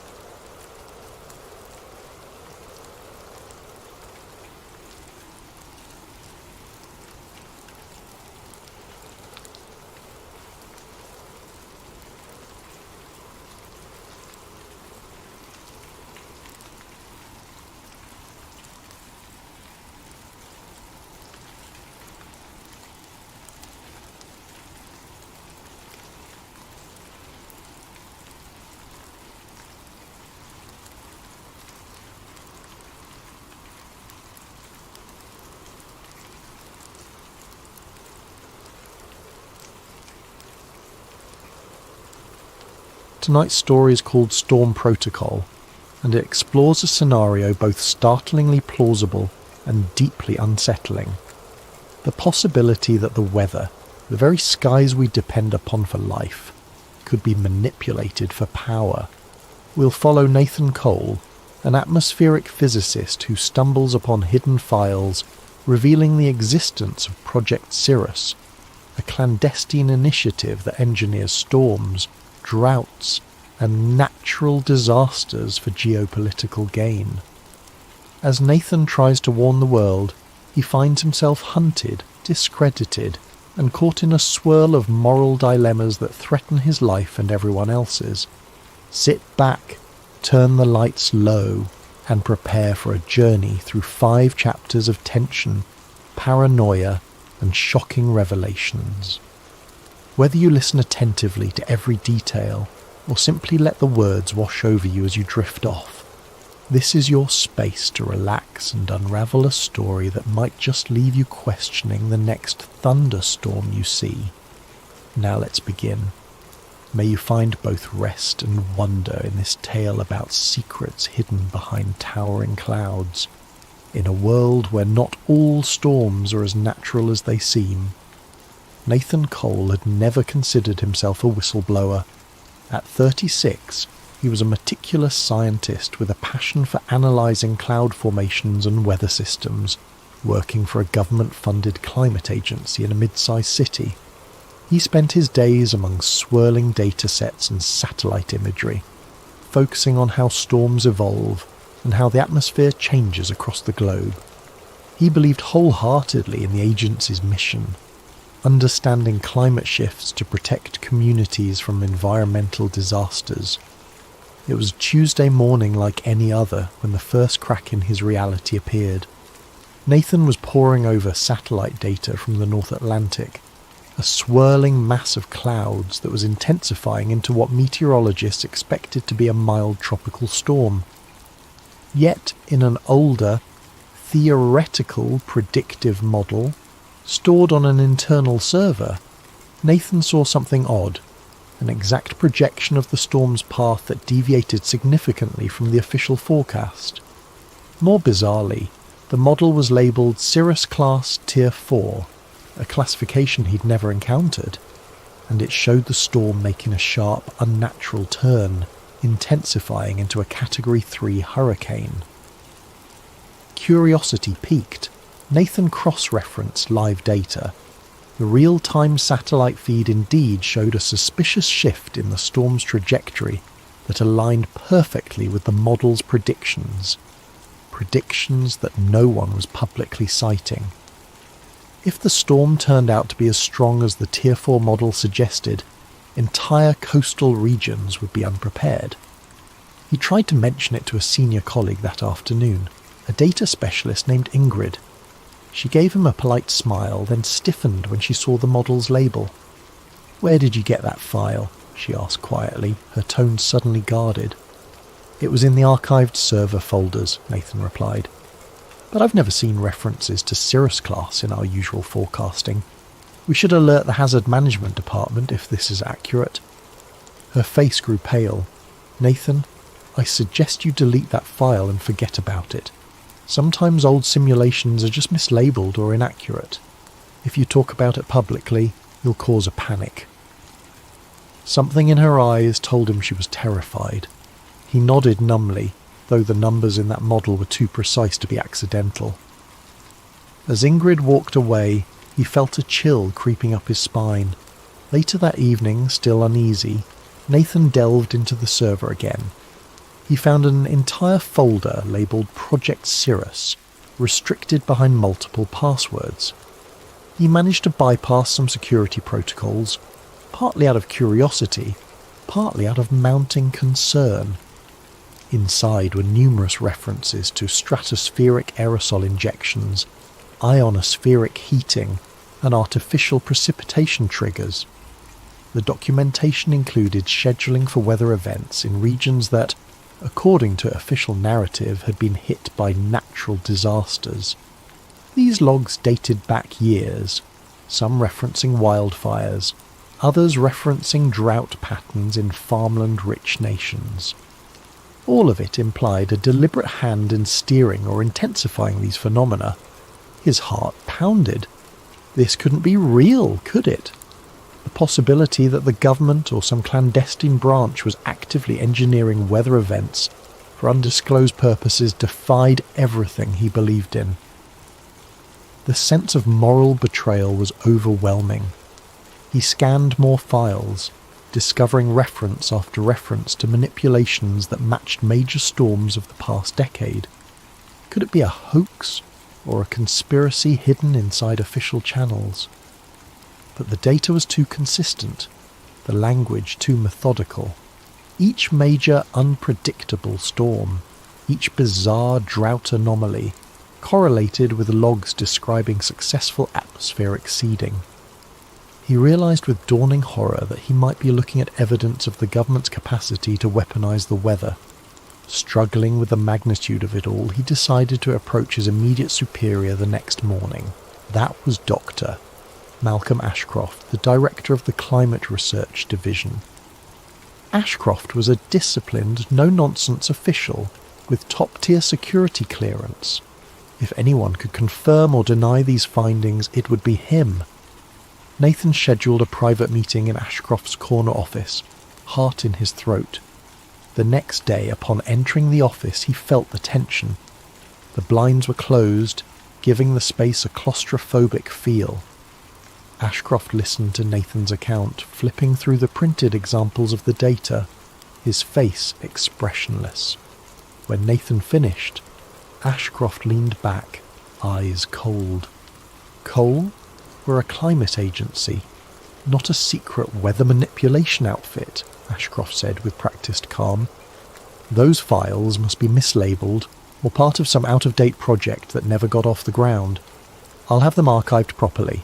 In the meantime, I suggest you focus on your assigned tasks. The words were benign, but a subtle threat underlined them. Nathan insisted, but these references to aerosol injections match the storms from the last year. This can't just be a leftover project. Ashcroft's gaze hardened. You're reading too much into it. Let it go. Dismissed from the office, Nathan left with a sinking feeling that he'd stepped into a hornet's nest. That evening, he returned to his desk only to find all references to Cirrus class or Tier 4 models wiped from the server. Ingrid avoided his gaze, looking frantic and pale. He attempted to log in with his clearance, only to find it revoked. A terse email labelled him for administrative leave pending a departmental audit. The message's subtext was clear. Keep quiet. As the day ended, Nathan exited the building under a darkening sky. A storm front loomed on the horizon, thunder rumbling ominously. It felt symbolic. His world was about to shift, perhaps irreversibly. Searching the online world from home that night, he discovered countless conspiracy theories about weather control, but none that matched the systematic detail of Project Cirrus. Some articles mentioned HAARP or cloud seeding, but all were dismissive. Yet Nathan knew the truth might be hidden in plain sight. The real question was, how far would the perpetrators go to keep it hidden? And could he, an ordinary scientist, find the courage to expose it? 2 days of enforced idleness left Nathan Cole in an anxious whirl. Officially on leave, he was barred from the Climate Agency's premises. He spent his time combing through personal backups, notes, old research proposals, weather anomaly charts. Tucked among them, he found earlier versions of the Cirrus-class references, not labelled as such, but hinting at advanced geoengineering. The idea weighed heavily on him. Maybe Project Cirrus had roots in the agency's past under different names. Huddled in his small apartment with a mug of coffee gone cold, he typed weather manipulation into countless search engines. The results were mostly sensationalist. Wild claims of chemtrails, HAARP conspiracies, or microwave weapons used by shadowy groups. He had always dismissed such theories as fringe paranoia. Now he suspected they might contain grains of truth. He opened a new email with an attached data set, wrote a short message, and addressed it to Jade Ramirez, an underground investigative journalist he'd read about. Jade was known for exposing corporate cover-ups, mainly big pharma or environmental disasters. She had a reputation for chasing suppressed stories, ignoring official denials. But contacting her carried risks. If she proved untrustworthy, he'd be handing explosive info to the wrong hands. If she was legit, she might become his only lifeline. An hour later, to his surprise, Jade replied with a terse, "Meet me. District 7 coffee shop. 3 p.m, bring your evidence." The directness made his pulse quicken. It was happening. Someone was taking him seriously, or maybe it was a trap. Fear gnawed at him. He arrived at the coffee shop, a nondescript spot with battered wooden tables and flickering lights. Jade was waiting, arms folded, scanning the crowd warily. She was in her early 30s, short hair dyed a streak of blue, wearing a leather jacket that had seen better days. The second Nathan approached, her gaze locked onto him. "Cole?" she asked. He nodded, sliding into the seat across from her. "You said you have proof of government weather manipulation. That's a big claim." He took a deep breath, passing a flash drive across the table. "On this, you'll find partial logs referencing Project Cirrus, including time-stamped documents that correspond to real-world storms.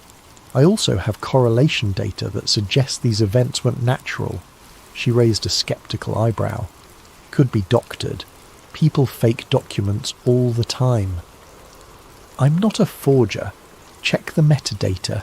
It's from official servers. I just stumbled upon it." Jade hesitated, took the drive.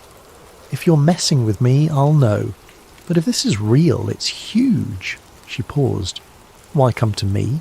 Why not mainstream media?" Nathan grimaced. "They'll bury it or brand me a crank. My own office tried to muzzle me. You have a history of exposing cover-ups." She leaned back. "Look, I'll investigate, but I can't guarantee an immediate story. If it's genuine, we'll need proof stronger than a flash drive. We'll need interviews, logs, an angle the public can't dismiss." He nodded, heart pounding. "I'll help in any way I can." They parted with an unspoken understanding. If Jade verified the data, they'd blow the lid off Project Cirrus. He felt simultaneously relieved and terrified. He walked home in the drizzle, scanning for suspicious onlookers. Every silhouette on the sidewalk or parked car seemed menacing. That evening his phone buzzed, an unknown number. He hesitated but answered. A clipped voice said, "Nathan Cole, we advise you to withdraw your claims or face consequences." The line went dead. His blood ran cold. The watchers were on him. Days blurred into nights. Jade remained silent, presumably verifying the files. In that time, Nathan tried to unravel more threads. He recalled references to hot air pattern injections that preceded certain wildfires. Searching wildfire data, he saw a suspicious pattern of intense dryness in spots soon ravaged by flames. Cirrus logs described target dryness increment by 0.5%. He found that a 0.5% shift might be trivial except in the critical moment of spark ignition, enough to tip a region from safe to tinderbox. He also remembered seeing mention of economy disruption tests. Scouring open-source shipping data, he noticed how a large hurricane had ravaged ports in underdeveloped nations, right when they were poised to export vital resources. Could Project Cirrus be a covert economic weapon? The notion was horrifying, yet logically consistent with a conspiracy to manipulate global markets. Finally, Jade called. "Meet me, same place, 2 p.m, we have a problem." That phrase hammered his anxiety. He arrived earlier than planned. She showed up, expression grim. "I cross-checked your files. They match official formats. I also found references to offshore cloud seeding stations owned by shell companies. I tried contacting a few meteorologists who might confirm. Within hours they retracted statements, claiming they never said anything about manufactured storms. They were spooked. Some phone lines went dead. This is bigger than I imagined." They sat in tense silence for a moment. Jade went on. "It's reminiscent of old Cold War projects rumoured to manipulate the weather for strategic advantage. But the scale here is monstrous, modernised, global. Could the government be orchestrating storms to destabilise nations? That's bigger than a one-article scoop. We might be dealing with a militarised operation at the highest level." Nathan's face paled. "What do we do?" "Expose it, carefully. We'll gather unassailable proof, on-site photos, whistleblowers inside the operation. I can't publish half-baked data because they'll label it conspiracy nonsense. We need more, but once we have it, we'll go big. Make it impossible for them to bury." He inhaled slowly, bracing himself. "That means infiltration, or a direct link to the agency. They locked me out. Any attempt to re-enter is dangerous." She clenched her jaw. "We find another lead, someone inside, or we break in somewhere else. This story, if true, changes everything about how we see natural disasters." Before they parted, Jay confided in him a personal note. "My brother died in a supposed freak hurricane a few years back. I always felt something was off. This might explain it. I want the truth as much as you do." Her resolve mirrored his. They left the cafe more determined, less alone. Still, doubt lingered. The forces behind weather manipulation likely had near limitless resources. Could two individuals, a disgraced scientist and an underground journalist, truly unmask it? And if they did, would the public accept such a monstrous possibility? Another beep from his phone cut through the gloom. A new text from an untraceable number. "You've been warned. Stop now." The intimidation was intensifying, yet it only fueled his conviction. They were on a collision course with a hidden power capable of rewriting the planet's skies. Surrender wasn't an option, not after glimpsing the scale of harm inflicted upon innocent lives. That night thunder rolled again outside Nathan's window. He wondered if it was a naturally occurring storm or another artificially steered system. In either case, the storm brewing inside his own life was about to get fiercer, driving him deeper into the shadows of a conspiracy that threatened the entire globe. Nathan Cole's days turned into a blur of covert meetings and frantic internet searches, each new revelation pulling him deeper into a labyrinth of conspiracies. Jade Ramirez, juggling her own investigations, collaborated with him on a plan to gather incontrovertible evidence. The stakes escalated when Jade stumbled upon references to Project Stormgate, a decades-old initiative rumoured to be the predecessor of Cirrus. Her findings: Stormgate started in the Cold War era, an attempt to use weather as a silent weapon, spawning floods, droughts, or storms in target regions without direct warfare.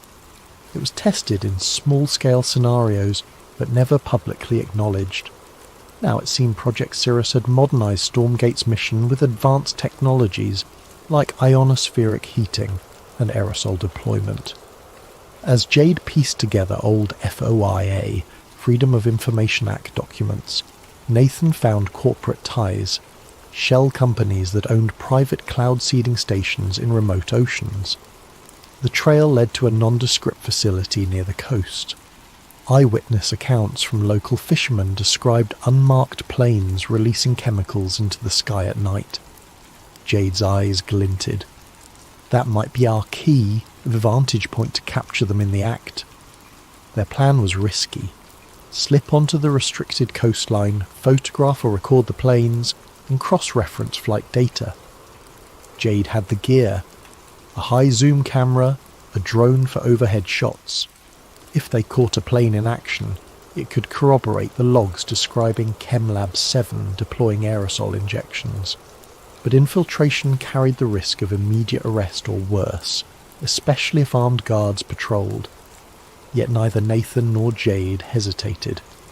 The storm battered the region, ironically providing them with a cover of gloom and thunder. One drizzly night, they navigated the coastline by a battered off-road vehicle, headlights off. Each minute that passed felt like an eternity. Rain battered the windshield. Jade skillfully drove, guided by the GPS coordinates from local rumours. Eventually they reached a chain-link fence topped with barbed wire. Beyond it lay a row of hangars and a short runway. Faint lights glowed from within.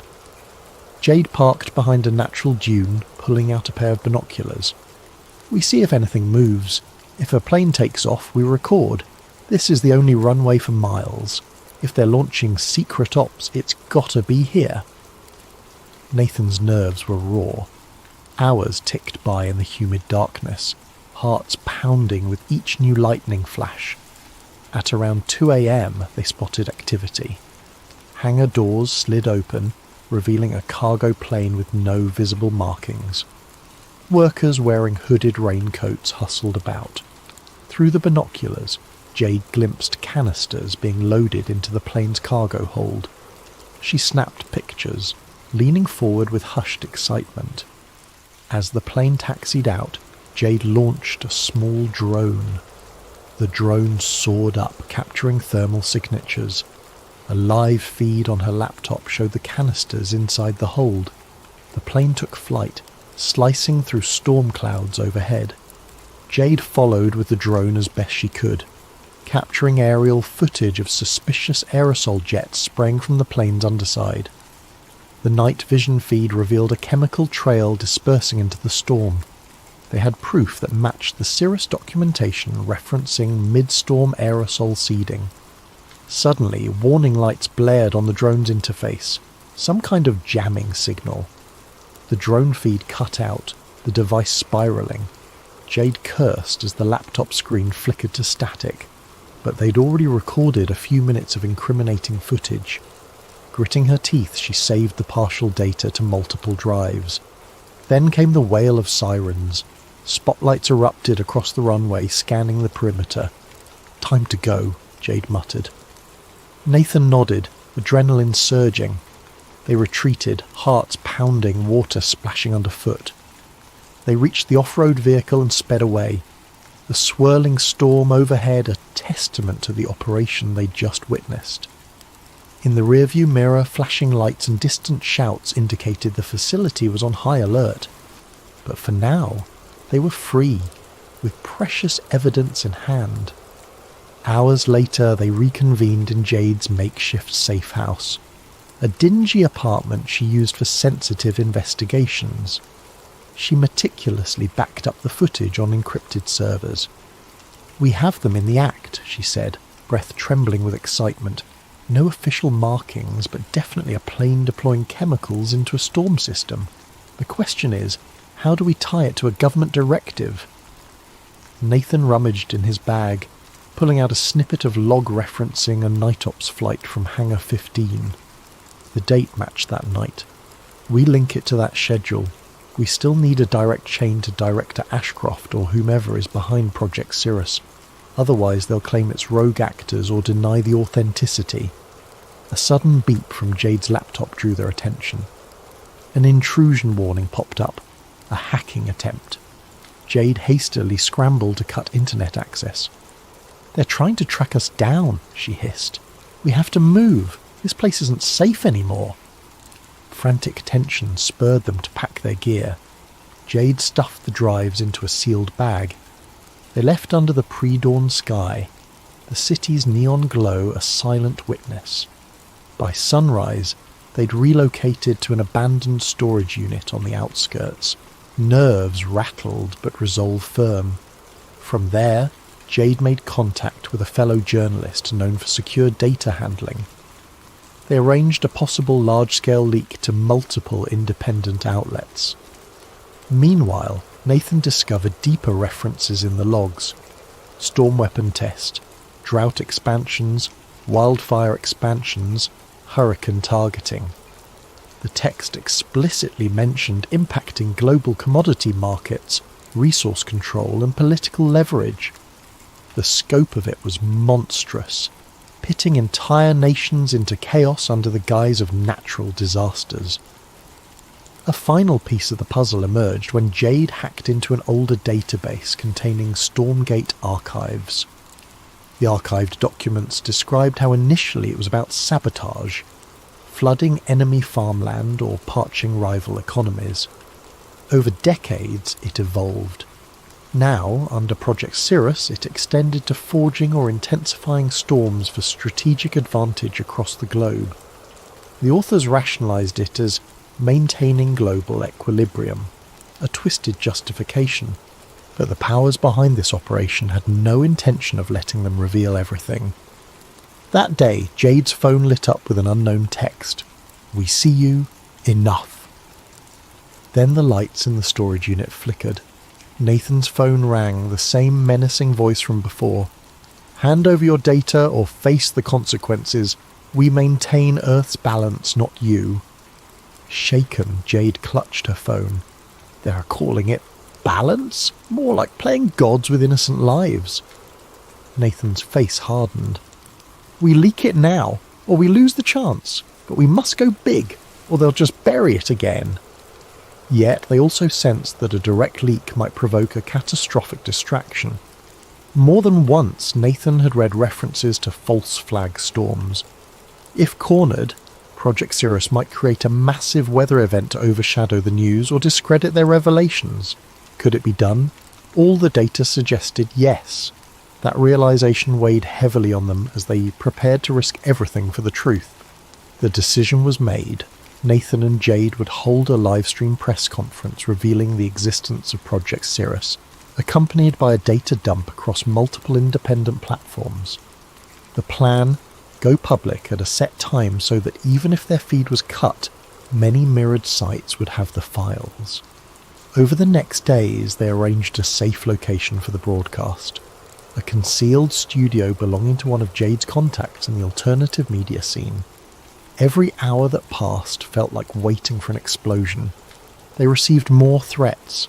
Online harassment escalated, with trolls labelling Nathan a climate kook, attacking his credibility. Jade's background was smeared with rumours of criminal activity, the typical discrediting tactics. Meanwhile, they fine-tuned the evidence. The Redwood documents, flight footage, satellite patterns, internal logs referencing spiked wildfires, even personal testimonies from 2 ex-technicians who refused to appear on camera but provided voice-distorted statements. During a tense planning session, Jade's phone buzzed. She glanced at it, then shared a sobering look with Nathan. A new storm was forming in the Atlantic, unexpectedly. Meteorologists were baffled by its rapid intensification. Forecast agencies predicted it might reach Category 5 within mere days. Jade's eyes darkened. This is it. They're launching a major event to overshadow our story, or to threaten the entire region if we proceed. Nathan's throat constricted. The storm's projected path included a major city on the east coast. If they are steering it, they might time it to strike exactly when we go live, he said bleakly. They'll claim all resources must focus on evacuation, making our data release look irresponsible or overshadowing it completely. Jade exhaled slowly. We can't let them turn this into a black hole. We move forward but expedite. The public needs to see the link between the storm's unnatural path and these documents. Maybe we can turn the storm into proof rather than a distraction. A day before the planned broadcast, trouble arrived. Jade's contact at the alternative studio called, voice trembling. Men had shown up asking about her, threatening staff. The studio was compromised. They'd need a new location. Tension soared. Time was running out. The monstrous hurricane, now named Bronte, was intensifying. Official announcements labelled it unprecedented warming anomalies fueling a freak acceleration. But Nathan suspected advanced ionospheric pulses were funneling energy into the system. Desperate, Jade found a last-minute solution. A small basement in a friendly journalist's home with a decent internet link and a backup generator.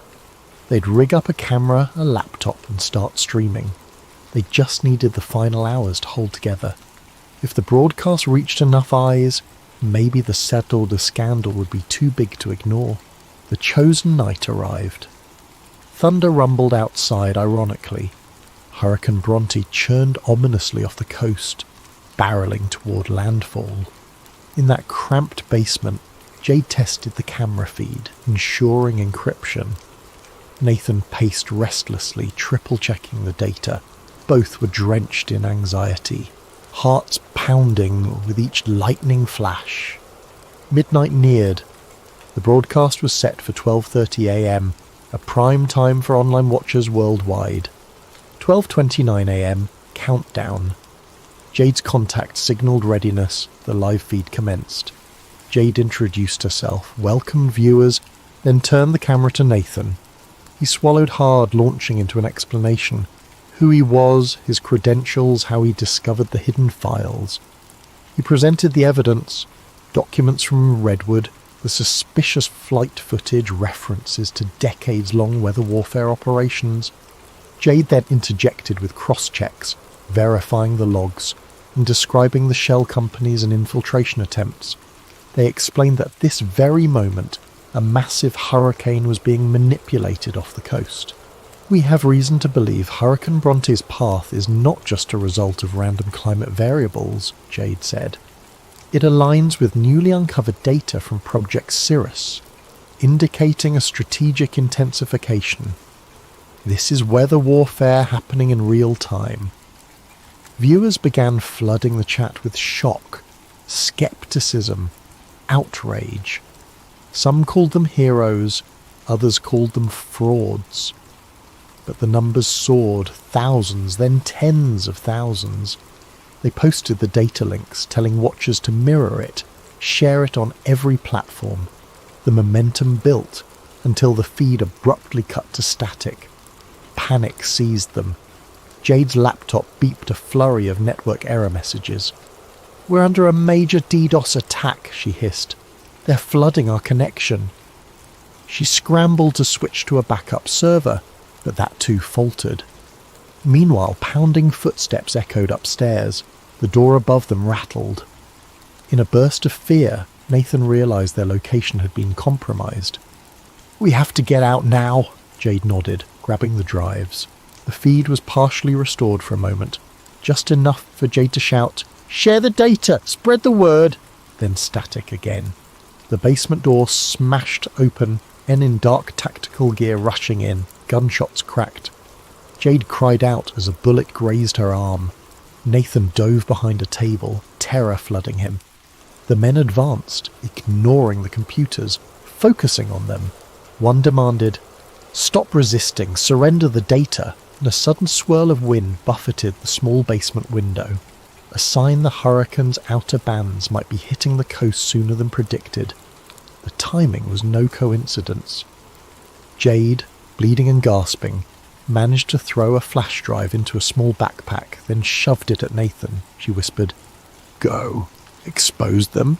Don't let it die here." Heart thudding, he nodded. Through the confusion he spotted a back window leading into an alley. He pried it open, crawling out. Shouts followed him. He ran through torrential rain, the city's streets nearly deserted. Sirens blared in the distance as emergency services braced for the monstrous storm. In a reflection across a puddle, he glimpsed the swirling clouds overhead, lightning flickering. Nature or manipulated chaos? Frantic, he found temporary shelter in a battered shed behind a closed shop, mind spinning. Jade was likely captured or severely wounded. The broadcast was cut, but if even a fraction of viewers saw it, the data might have spread. He clung to that hope, yet powerful forces would do everything to discredit or bury it. Exhausted and soaked, he sat with the backpack, cradling the last surviving copy of raw data. The hurricane roared closer. He saw news alerts on his phone, describing Bronte's escalation to a Category 5 hitting land in record time. Government statements said, no one could have predicted such an abrupt intensification. He realised with heartbreak that if Jade was right, this was a deliberate cataclysm to overshadow the story or punish a rebellious coastal region. Innocent lives treated as collateral damage. He had one option left. Get out of the city, find a stable internet connection, and upload everything again. The question, would he manage before the storm or the men in black found him? Time was short, and the storm surge unstoppable. He staggered to his feet, adrenaline fueling him. If he gave up now, it was over. Jade's sacrifice would be for nothing. Lightning tore across the sky, thunder shaking the streets. He braced himself. The final confrontation with this hidden power approached. The storm was here, and the truth might be drowned unless he found a way to break through. Summoning his last reserves of courage, Nathan Cole stepped back into the raging night. Hurricane Bronte made landfall at dawn, battering the coastline with ferocious winds and torrential rain. Nathan Cole, clutching the precious flash drive, navigated deserted streets as chaos swirled around him. Fallen power lines crackled, storefronts lay shattered, and floodwaters rose with terrifying speed. Emergency sirens wailed, overshadowed by the storm's fury. He had to reach higher ground, find a vantage point to broadcast the data again. Every corner reminded him that thousands of citizens were in harm's way, while the orchestrators of this disaster likely watched from safe bunkers. The frustration burned within him. He was a single voice against an operation spanning decades. Yet he pressed on, heart pounding. Eventually, he found an abandoned internet cafe near the city's central hill. Power was out, but the building had a backup generator and a battered satellite uplink, possibly left by the owner or used for emergency communications. Breaking in, he discovered partial power to the router. He rigged up a laptop from behind the counter, hooking it to the generator. The signal was weak but present. As wind rattled the building, water seeping under doors, he typed feverishly. He connected to multiple activist forums, dropping the raw Cirrus data, the flight footage, the redwood logs, everything. He posted disclaimers. I am Nathan Cole, climate goal scientist. Hurricane Bronte is not fully natural. This data proves orchestrated intensification. Share widely. He prayed someone somewhere would read it. Midway through uploading, an external crash jarred him. Someone was forcing entry, no time to hide. The door splintered, revealing two black-clad figures, guns raised. They must have tracked his phone or spotted him.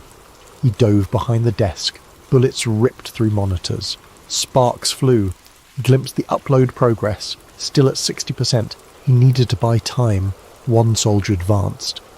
Nathan grabbed a loose metal bar, swung it in desperation. The soldier dodged, pinned him against the wall.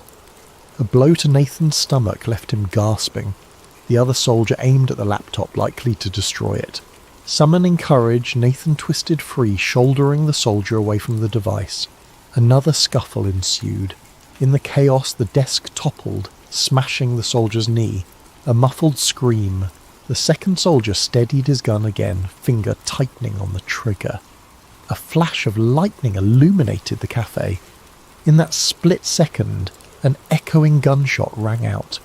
But it wasn't from the soldier's weapon. It came from behind him. The soldier crumpled, shot from behind by a new arrival. Jade Ramirez, pale and injured but alive, stood at the doorway, pistol shaking in her grip. Her jacket was tattered, her face drawn with pain.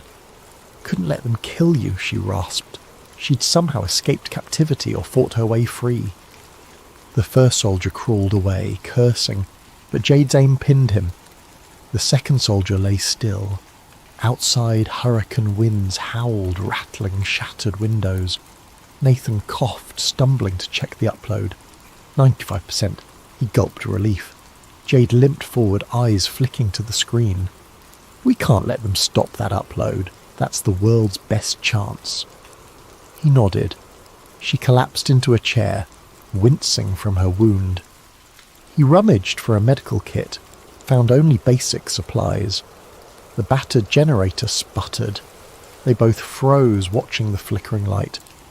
If the generator died beforehand, it was all for nothing. 99%. Another surge of wind battered the structure. A portion of the ceiling collapsed near the entrance. Water gushed in. The soldier pinned by Jade struggled, but Jade glared. "Don't!" The soldier froze, cursing under his breath. Ding, 100%. "Upload complete," the screen read. The data was out, mirrored across activist sites, cloud storage platforms, social media. Possibly unstoppable now. A wave of exhausted triumph pulsed in Nathan's chest. They'd done it! Jade gave a weak smile. The soldier scowled, presumably knowing their secret was laid bare. "You fools," he spat. "Doesn't matter. The media will discredit it. Our people are everywhere." Suddenly, the cafe's front collapsed inward with a crash. The swirling storm poured in. The soldier used the distraction to lunge at Jade. She fired, but her aim wavered. He knocked the gun aside, grappling her to the floor. Nathan, ignoring the chaos, tackled the soldier off her. They tumbled across broken glass. Another gust tore through the building. Water rushed around them, threatening to submerge the entire lower floor. In the final struggle, Jade seized the pistol again, pressing it to the soldier's helmet. This time he froze, eyes wide with genuine fear. "Enough!" Jade wheezed, tears in her eyes. Nathan saw how close she was to crossing a moral line, but the soldier slumped, raising his hands in surrender. She exhaled, dropping the gun, letting him live. They turned to see the laptop battered by debris. The generator stuttered, finally shutting down. Darkness enveloped them, except for flickers of lightning from the raging hurricane. But the data was out, their mission accomplished. Now survival was the question. The soldier muttered something about an extraction team. Jade and Nathan realized no extraction was coming for them. They had to flee. They forced the soldier to remain behind, pinned under debris. Or they might let him go, but time was short, the building was collapsing. Gathering their last bits of energy, Jade and Nathan waded through swirling floodwaters, forging a path outside into the watery streets. The soldiers' curses echoed behind them, lost in the wind. Outside, the city was battered. Debris flew. They trudged to higher ground, half carrying each other. Eventually, they reached a partially intact overpass. Jade collapsed, her wound and blood loss taking their toll. Nathan tried to keep her conscious, shouting her name over the gale. Distant sirens wailed. Overhead, the swirling eye of the hurricane approached with eerie calm, lightning illuminating the sky in strobe-like flashes. In the morning's bleak light, rescue teams might find them or might not. But by then, the story would be global. The data would spread. Some outlets would dismiss it as a hoax or AI fabricated. Others might investigate deeper. The public might question why storms are intensifying in strange patterns, why entire weather fronts shift unpredictably. Maybe more whistleblowers would step forward, or maybe the mainstream would bury it. Nathan could only hope their evidence was strong enough. In the final hour before exhaustion took him, Nathan gazed at the watery horizon. He felt no triumph, only a grim sense of duty fulfilled. He'd never see the world the same again, and even if he vanished beneath the waves of official denial, the seeds of truth were planted. Somewhere far away, director Malcolm Ashcroft or men like him would watch the outcome. Perhaps they'd blame nature for the city's ruin, denouncing the so-called storm protocol leaks as conspiratorial nonsense. But the next storms, the next droughts, some might begin to suspect. A crack had formed in the carefully maintained facade. As Nathan's eyelids grew heavy, the wind's roar dulled in his ears. Jade lay beside him, battered but alive. He whispered to her, "We did it. The storm might pass." Her faint nod was the last thing he saw before darkness claimed him.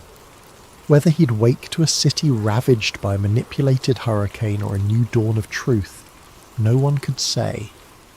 But for that moment, the only certainty was that the secret was out, and storms would never again be seen as purely natural phenomena, not after the revelations of the storm protocol. "Cut the recording," Jason said, spinning his chair to face Maya. "Did you get the email?" Maya nodded, tucking a strand of black hair behind her ear. "Desert Valley Logistics. You got the job. Background check cleared somehow." "Not somehow," Jason grinned, looking more like an excited kid than a 31-year-old man.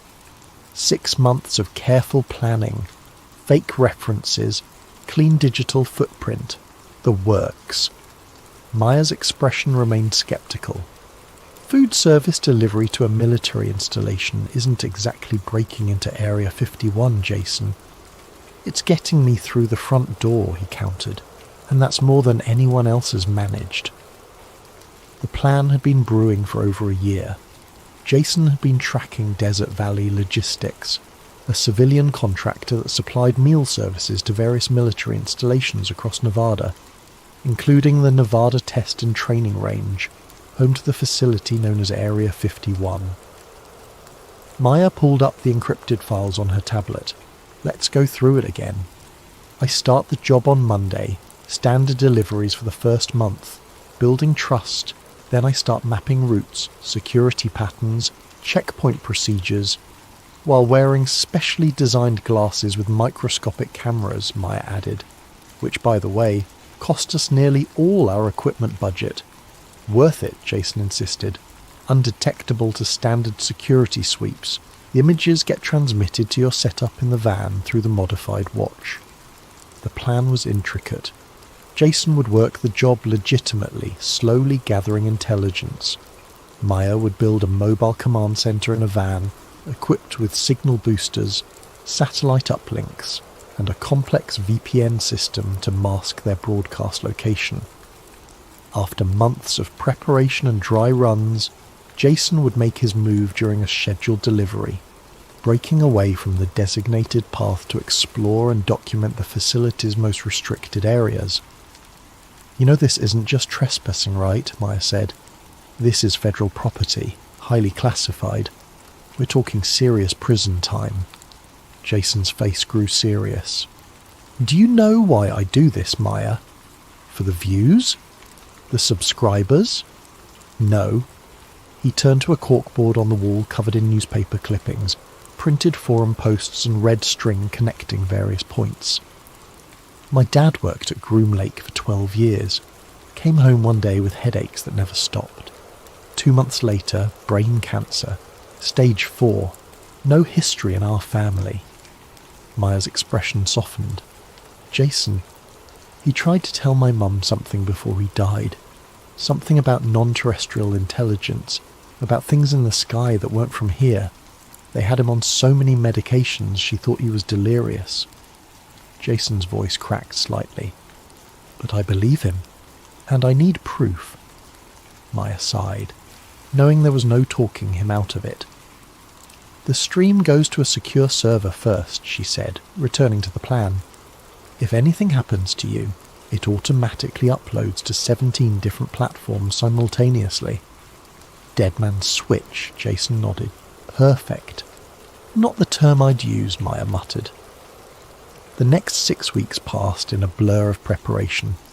Jason settled into his delivery job, memorizing protocols and building a reputation as a reliable, if unmemorable, employee.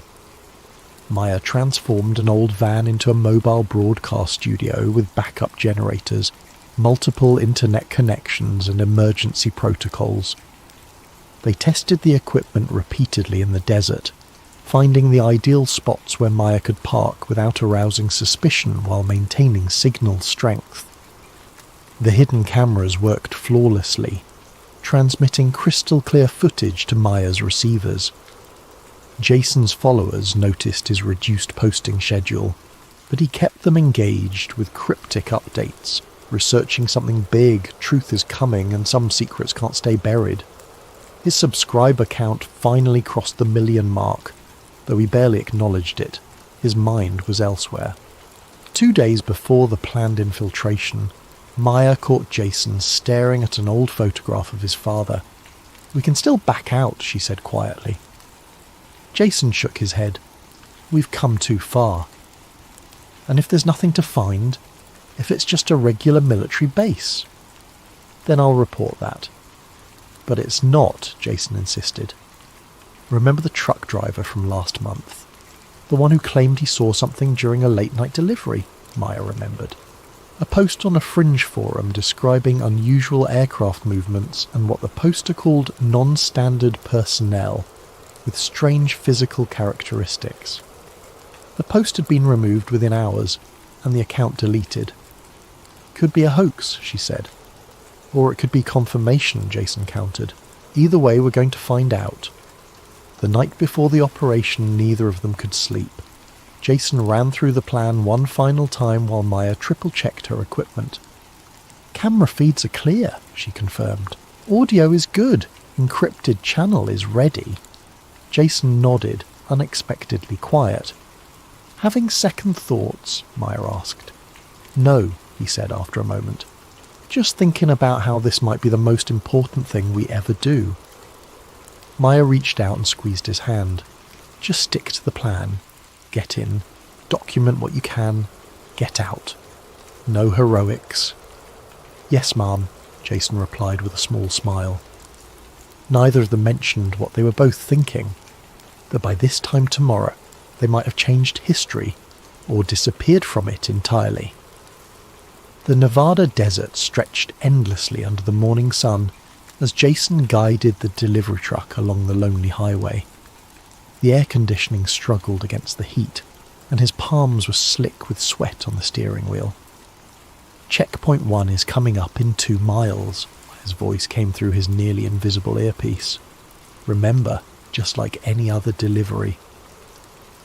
"Copy that," Jason murmured, adjusting his uniform shirt.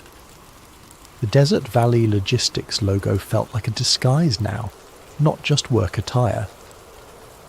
The first checkpoint was routine, a guard station at the edge of the Nevada Test and Training Range. Jason had been through it dozens of times over the past months. He handed over his ID badge, manifest and delivery authorization. "Morning, Reeve," said the guard, a man named Peterson who Jason had become casually friendly with. "Early today." "Traffic was light," Jason replied with a rehearsed ease. His glasses were recording everything, transmitting to Maya in the van parked 3 miles back. "All clear," Peterson said after checking the documents. "Stay on the designated route." Jason nodded and pulled forward. The first gate lifted, and he entered the outer perimeter of the restricted area. His heart pounded as the truck rumbled down the road, kicking up dust behind it. "First checkpoint clear," he whispered to Maya. "How's the feed?" "Crystal clear," she replied. 35 people already watching the private stream. "Remember, I'm not releasing this publicly until you're safely out." The road stretched ahead for miles, empty desert on both sides, watched by distant camera towers. Jason had mapped them all during previous deliveries. He knew their blind spots, their ranges.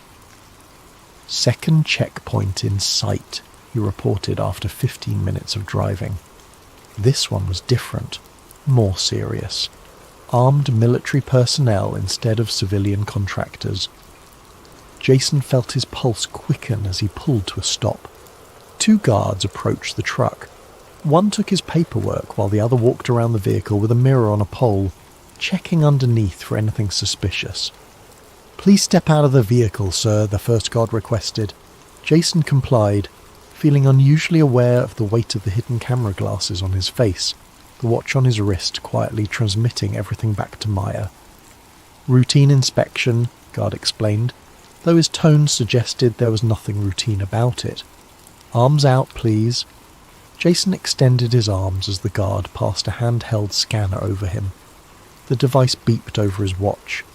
"Standard issue company tracker," Jason explained before the guard could ask. "All delivery personnel wear them. Safety protocol." The guard nodded, seemingly satisfied. Jason had carefully modified the watch to appear as a simple GPS tracker if scanned, concealing its true communications capabilities. "Your delivery today is for the mess hall?" the guard asked, consulting the manifest. "Yes, sir. Weekly supply run. Nothing exciting. Just food." The guard's eyes lingered on Jason's face a moment too long. "You've been doing this route for a while now." "About 3 months," Jason replied, keeping his voice steady. "It's a good gig. No traffic out here." After what felt like an eternity, the guard handed back his paperwork. "Proceed to delivery point, Charlie. Do not deviate from the marked route. Any unauthorized stops or detours will result in immediate detention." "Understood," Jason said, climbing back into the truck. As the second gate opened, Jason felt a shift in the air. He was entering Area 51 proper now, a place few civilians had ever seen from the inside. "I'm in," he whispered to Maya as he drove through. "Second checkpoint cleared." "Viewer count is climbing," Maya reported. "People are sharing the private link. Nearly 200 watching now." The road ahead dipped down into a valley. From this vantage point, Jason could see the sprawling complex for the first time without obstruction. It was larger than he'd imagined, a collection of hangars, administration buildings, and structures with no obvious purpose, all protected by layers of security, fences, and what he assumed were motion sensors. "This is it, Maya," he said quietly. "No turning back now." The delivery route led him to a loading dock attached to what appeared to be a commissary building. As he'd done many times before, Jason backed the truck up to the platform and put it in park. "Routine delivery," he announced to the 2 workers waiting for him. "I've got 26 crates for you today." One of the workers, a heavy-set man named Garza, who Jason recognized from previous deliveries, nodded. "We'll take it from here." This was the moment of truth, the point where Jason was supposed to stay with the truck while the workers unloaded it. Instead, he casually reached for a clipboard. "Actually," he said, "I need to verify the cold storage items personally. New company policy after the spoilage incident last month." Garza looked annoyed but shrugged. "Fine, follow me." This was exactly what Jason had hoped for, an invitation inside. He followed Garza through a set of double doors into the facility, mentally mapping every turn they took. "Feed still good," he whispered, when Garza was a few steps ahead. "Perfect," Maya confirmed in his ear. "But be careful, this is already further than we planned for the first phase." They entered a large kitchen area, then through another door to a walk-in refrigerator. Jason made a show of checking temperatures and inspecting packages, while his glasses recorded everything. "I need to use the restroom," Jason said after completing his inspection. "Is there one I can use?" Garza pointed down a hallway. "Through there, first door on the left." Jason nodded thanks and walked in that direction, heart hammering in his chest. The moment Garza was out of sight, he took the first right instead of the left, heading deeper into the facility. "Jason," Maya's voice had an edge of panic. "What are you doing? This isn't the plan." "Change of plans," he whispered back. "I might not get another chance this good." He moved quickly but naturally, as if he belonged there. The corridors were surprisingly mundane. White walls, linoleum floors, occasional bulletin boards with safety notices and shift schedules. 600 viewers now, Maya reported. Word is spreading fast. Jason approached a junction where the institutional appearance of the hallway changed. The new corridor had darker walls and no windows. A keypad security system guarded the entrance. "Dead end," Jason murmured, preparing to turn back. Just then, the door opened. A woman in a lab coat emerged, engrossed in reading something on a tablet. Jason made a split-second decision. "Excuse me," he called out, adopting a confused tone. "I think I'm lost. Looking for the loading dock?" The woman looked up, startled. "How did you get in this section?" "Through there," Jason pointed vaguely behind him. "I'm with the food delivery. First time on this route." She looked suspicious, but seemed to accept his explanation. "This is a restricted area. Go back the way you came, take the second left and follow the signs." "Thanks," Jason said, already planning his next move. As the woman walked away, he noticed she hadn't fully closed the door behind her. The security lock hadn't engaged. "Jason, don't," Maya warned, reading his thoughts. But it was too late. Jason slipped through the door before it closed completely, entering the restricted area. "I'm in," he whispered, feeling a rush of adrenaline. "And Maya, you won't believe what I'm seeing." "Define what you're seeing," Maya demanded, her voice tense in Jason's ear, "and start moving back toward the exit. Now." Jason stood frozen in the corridor, his mind struggling to process what lay before him. Unlike the ordinary hallways of the main facility, this section felt alien, in both design and purpose. "The walls," he whispered, turning slowly so his glasses could capture everything. "They're lined with some kind of metal, not steel, something else. It has a dull glow." The corridor curved gently, illuminated by recessed lighting that pulsed subtly, almost like a heartbeat. There were no doors visible, no obvious junctions or branches, just the single path leading forward. "Viewer count just past 1,000, Maya reported. "The stream is spreading like wildfire." "But Jason, seriously, you need to retreat. This wasn't part of the plan." "I can't," Jason replied, his voice filled with wonder as he began walking forward. "Not when I'm this close." The floor beneath his feet hummed with barely perceptible vibrations. As he advanced, the temperature dropped noticeably, his breath beginning to form small clouds in front of him. "There are markings on the walls," he continued, his glasses focusing on strange symbols etched into the metal. "Not English, not anything I recognize." "Jason, security will notice you're missing any minute now," Maya warned. "Wait." Jason stopped abruptly. "Do you hear that?" Through the earpiece, Maya could hear it too, a low melodic hum that seemed to come from everywhere and nowhere at once.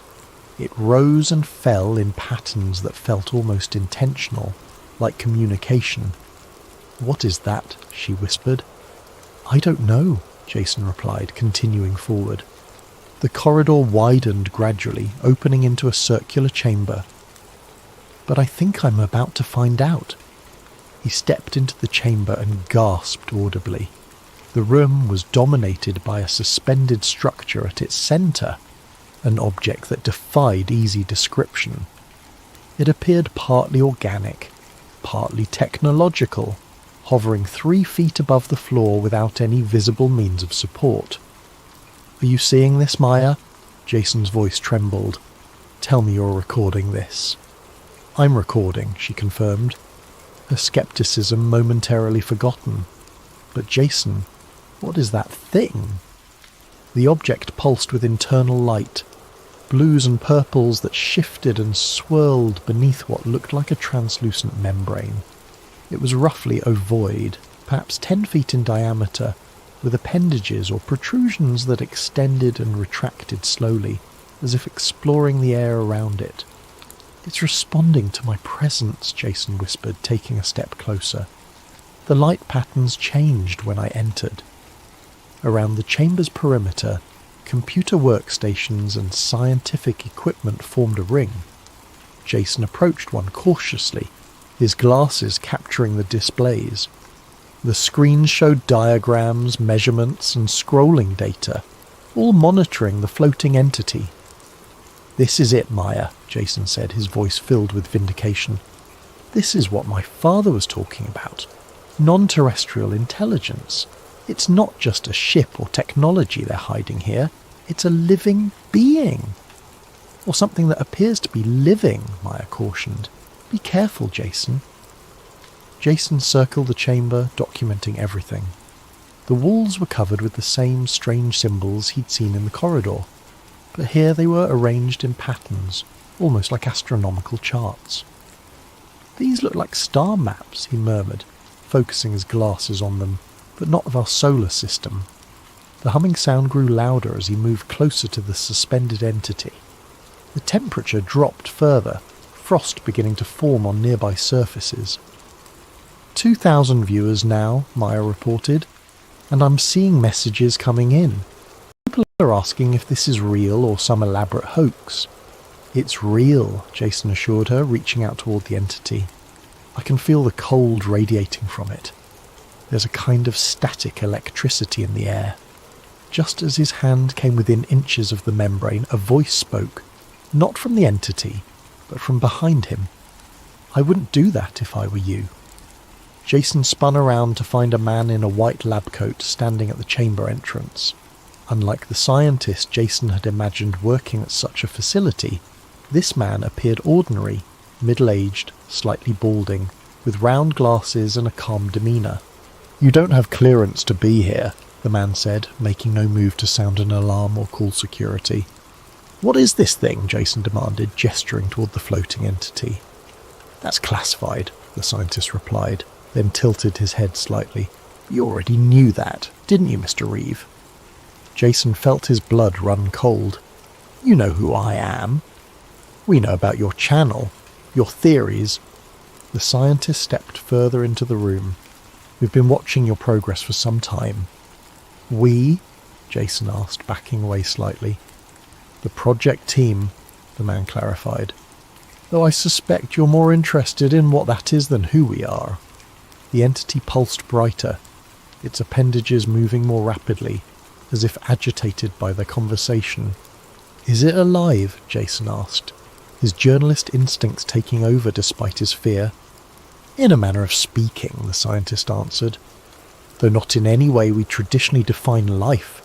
It exists simultaneously in multiple states and possibly multiple dimensions." "And you're studying it." "We're communicating with it," the scientist corrected. "Or trying to. It's been challenging." Jason's mind raced. This was beyond anything he'd imagined finding, not just proof of alien life, but active research, communication. "How long has it been here?" "Since 47, the scientist said matter-of-factly. "Though not in this form, it's been evolving." A sudden alarm blared through the facility, red lights flashing in the corridor outside. "That would be security noticing your absence," the scientist said, sighing. "I had hoped for more time." "Time for what?" Jason asked, backing toward another exit on the far side of the chamber. "To explain," the scientist said. "There are things you should know before you share this with the world." He gestured toward Jason's glasses. Yes, I know you're streaming. That's why I approached you instead of simply having security arrest you. Why tell me anything? Jason asked, confusion mixing with suspicion. Because it wants me to, the scientist replied, pointing to the entity. It's been waiting for someone like you. Before Jason could respond, the entity pulsed brilliantly, the light almost blinding. In his ear, Maya cried out, "Jason, the feed is glitching!" The suspended object began to rotate rapidly, its membrane becoming transparent, revealing intricate structures within, organic technology beyond human understanding. "What's happening?" Jason demanded. "Contact," the scientist said, his voice filled with wonder. "It's never done this before." The entity emitted a piercing tone that made Jason clutch at his ears. Then, impossibly, he heard a voice in his head, not in English or any human language, but somehow perfectly comprehensible. "You have found us, at last." "Maya, are you getting this?" Jason gasped, his voice barely audible over the high-pitched tone resonating through the chamber. "The audio's distorted," Maya replied, panic evident in her voice. "Viewer count is exploding, over 20,000 now, but the feed keeps glitching." The entity pulsed with increasing intensity, its light casting strange shadows across the room. The scientist stood transfixed, making no move to interfere. "We have waited," the voice continued in Jason's mind, "through cycles of your star, waiting for one who would see." "See what more?" Jason asked aloud, unsure if he needed to speak for the entity to understand him. "The truth between worlds." The scientist had moved to a console and was frantically typing, his eyes wide with excitement. "It's never communicated this clearly before," he said, half to himself. "Not in 75 years of study." Security alarms continued to blare outside, but strangely no guards had appeared yet. Jason glanced nervously at the doors, then back at the entity. "What are you?" he asked. The entity's appendages extended, creating a complex geometric pattern in the air. The temperature in the room plummeted further, frost forming on Jason's eyebrows and lashes. "We are observers, collectors of knowledge, travellers between possibilities."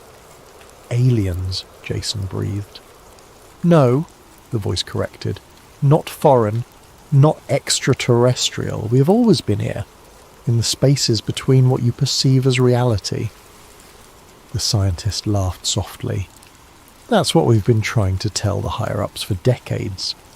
They're not from another planet, they're from another dimension that intersects with ours." The entity pulsed in what Jason somehow knew was agreement. "Your kind sees 3 dimensions, sometimes glimpses a 4th. We exist in many more." "And you've been here since 1947? Jason asked. "A part of us manifested then," the voice explained, "when your weapon tore holes in the fabric between states of being." "Nuclear testing," the scientist clarified. "The Trinity test and subsequent detonations created quantum disturbances we still don't fully understand." Jason's mind reeled with the implications. "So Roswell, not a spacecraft crash," the scientist said, "but a dimensional incursion point. This entity, or a part of it, phased into our reality." "Maya," Jason whispered, "are you hearing this?" "Partially," she replied. "The signal's weakening. But Jason, something else is happening. There's chatter on emergency channels, military movements." Jason looked at the scientist. Why now? Why communicate with me after all this time? The man shook his head. "I don't know. It's never shown interest in our communications before. It observes. It allows us to run tests. But direct interaction? Never." "Because you are the messenger," the voice told Jason, "the one who will share truth." "Through my channel," Jason realized. "My followers." Awareness must spread. The barriers thin. The entity's light suddenly intensified, forming distinct patterns that Jason somehow recognized as mathematical equations, complex formulas describing multidimensional space. "It's showing me something," Jason whispered, struggling to comprehend the information flooding his mind. "Coordinates? No. Prediction models." The scientist moved closer, his face illuminated by the pulsing light. "What does it mean?" he asked, and Jason wasn't sure if the question was directed at him or the entity. "Your weapons tear reality again," the voice explained. "Not with physical force, but with observation. The watchers change what is watched." "Quantum observation principles," the scientist murmured. "But on a macro scale." "The sky darkens," the entity continued. "They come through the tears." "Who?" Jason demanded. "Who comes through?" Instead of answering directly, the entity projected images into Jason's mind. Shadows moving between stars, vast intelligences that dwarfed human understanding, entities that existed in spectrums beyond light and darkness. "Others," Jason gasped. "Other beings from beyond our dimension." "The others do not observe. They consume." The scientist had gone pale. "It's trying to warn us," he whispered. "Warning about what?" Jason asked, his voice trembling. Before the entity could respond, a new alarm sounded, deeper, more urgent than the security alerts. Red emergency lights began flashing in patterns Jason hadn't seen before. The scientist looked up, his face contorted with panic. "They're initiating containment protocols," he said. "Full facility lockdown." "Because of me?" Jason asked. "No." The scientist's voice was grim. "Because of that." He pointed to the entity, which had begun to change. Its membrane was rippling, the light within flickering between its usual blue-purple hues and a deep, unsettling crimson. Too late. The voice in Jason's mind had changed, becoming distorted, fragmented. "Tear already opening. They sense me. They come." "Jason!" Maya's voice crackled through the earpiece. "Something's interfering with all signals in the area. The stream is breaking up." The entity convulsed, its appendages whipping violently through the air. One of them passed through a nearby console, which sparked and went dark. "It's phase shifting," the scientist explained, backing away, "losing cohesion in our dimension." The chamber doors suddenly slid open, and armed personnel rushed in. Not regular military, but figures in specialized containment suits with unfamiliar insignia. "On the ground, now!" one of them shouted. Jason raised his hands, but remained standing. "People need to know what's happening here," he said, gesturing toward his glasses. "Thousands are watching." "Not anymore," the leader replied. "All signals from this facility have been blocked." Jason glanced at the scientist, who nodded grimly, confirming the claim. "It doesn't matter," Jason insisted. "The stream was distributed through multiple relays. You can't erase what people have already seen." The entity emitted a high-pitched whine that made the armed personnel wince. The lights in the chamber flickered, and for a moment, reality itself seemed to waver, like heat shimmer on the desert pavement. "Tell them," the voice commanded, in Jason's mind, weaker now. "The sky has changed. The stars move. They come." "Sir," one of the armed figures addressed the scientist. "Project Overthrow has been authorized. We need to move you to a safe location." The scientist's face drained of color. "That protocol hasn't been activated since 1979. "What's Project Overthrow?" Jason demanded. "Dimensional reset," the scientist replied quietly. "They are going to try to sever the connection." "And what happens to the entity?" The scientist looked at the floating form, which was becoming increasingly unstable. "It gets pushed back to its own dimensional plane, along with anything else that doesn't belong in ours." The implication was clear and terrifying. "Maya!" Jason whispered, though he wasn't sure if she could still hear him. If you're getting this, download everything. Back it up. Share it everywhere. The armed personnel surrounded Jason, weapons trained on him. Jason Reeve, the leader said formally, you are hereby detained under National Security Directive 133. Surrender all recording devices immediately. As they moved to apprehend him, the entity let out a final piercing cry, both audible and psychic, that dropped everyone in the room to their knees. Remember, the voice echoed in Jason's mind as his vision began to blur. The sky used to be bluer. The last thing Jason saw before losing consciousness was the entity collapsing in on itself, forming a swirling vortex of light and shadow that seemed to bend the very fabric of reality around it. And then, darkness. 3 days later, Maya Torres sat alone in her apartment, surrounded by computer equipment and empty coffee cups. Dark circles underscored her eyes, testament to sleepless nights spent searching, analysing, uploading. The live stream had cut out exactly 73 minutes after Jason entered the restricted area. The final images, the entity collapsing, the armed personnel moving in, Jason falling, had been seen by over 50,000 viewers before the feed died. Then came the denials. Official statements described the footage as an elaborate hoax. Social media platforms flagged and restricted the clips.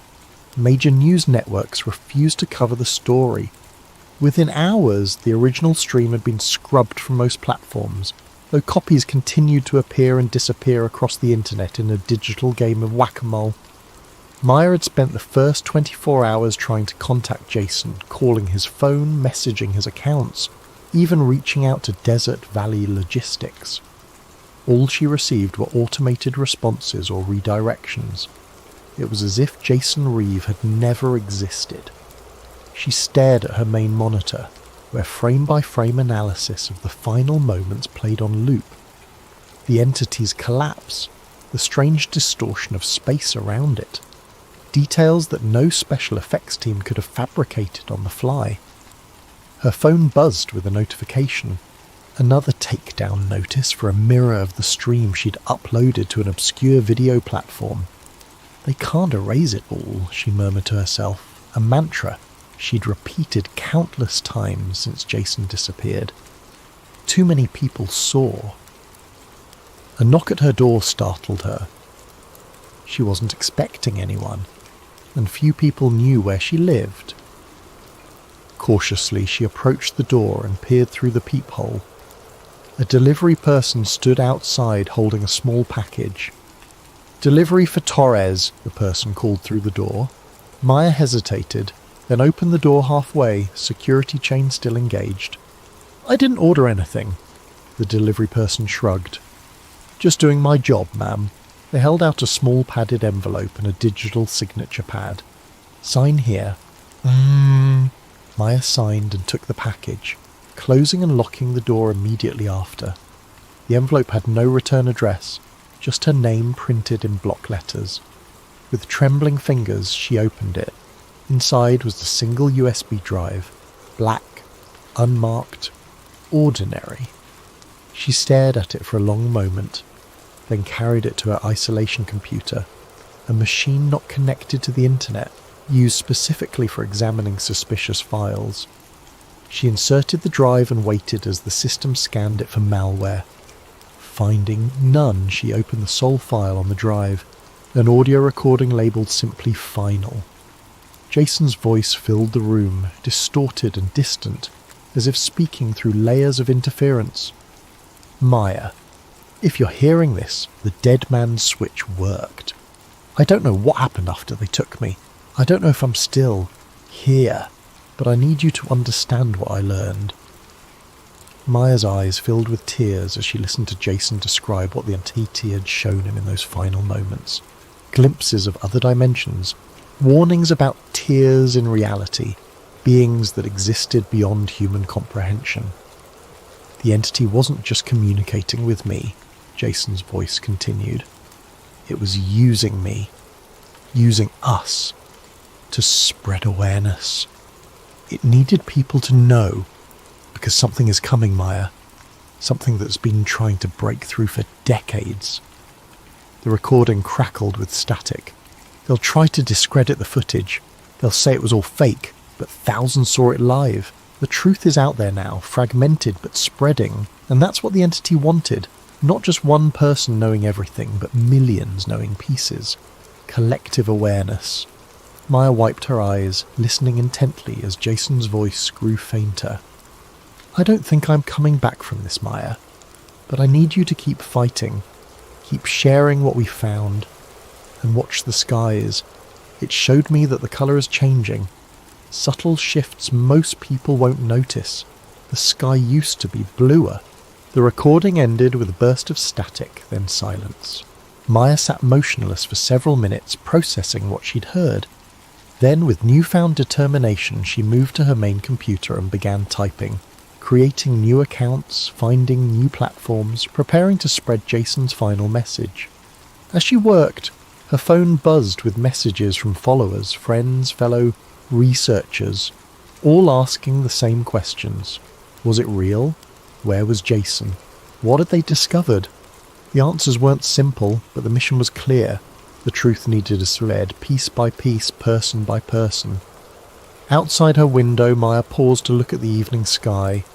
Had the blue always been this shade? Was it changing as Jason claimed? She couldn't be certain, but she was sure of one thing. Jason Reeves' last stream had started something that couldn't be contained. The questions he'd raised couldn't be unasked.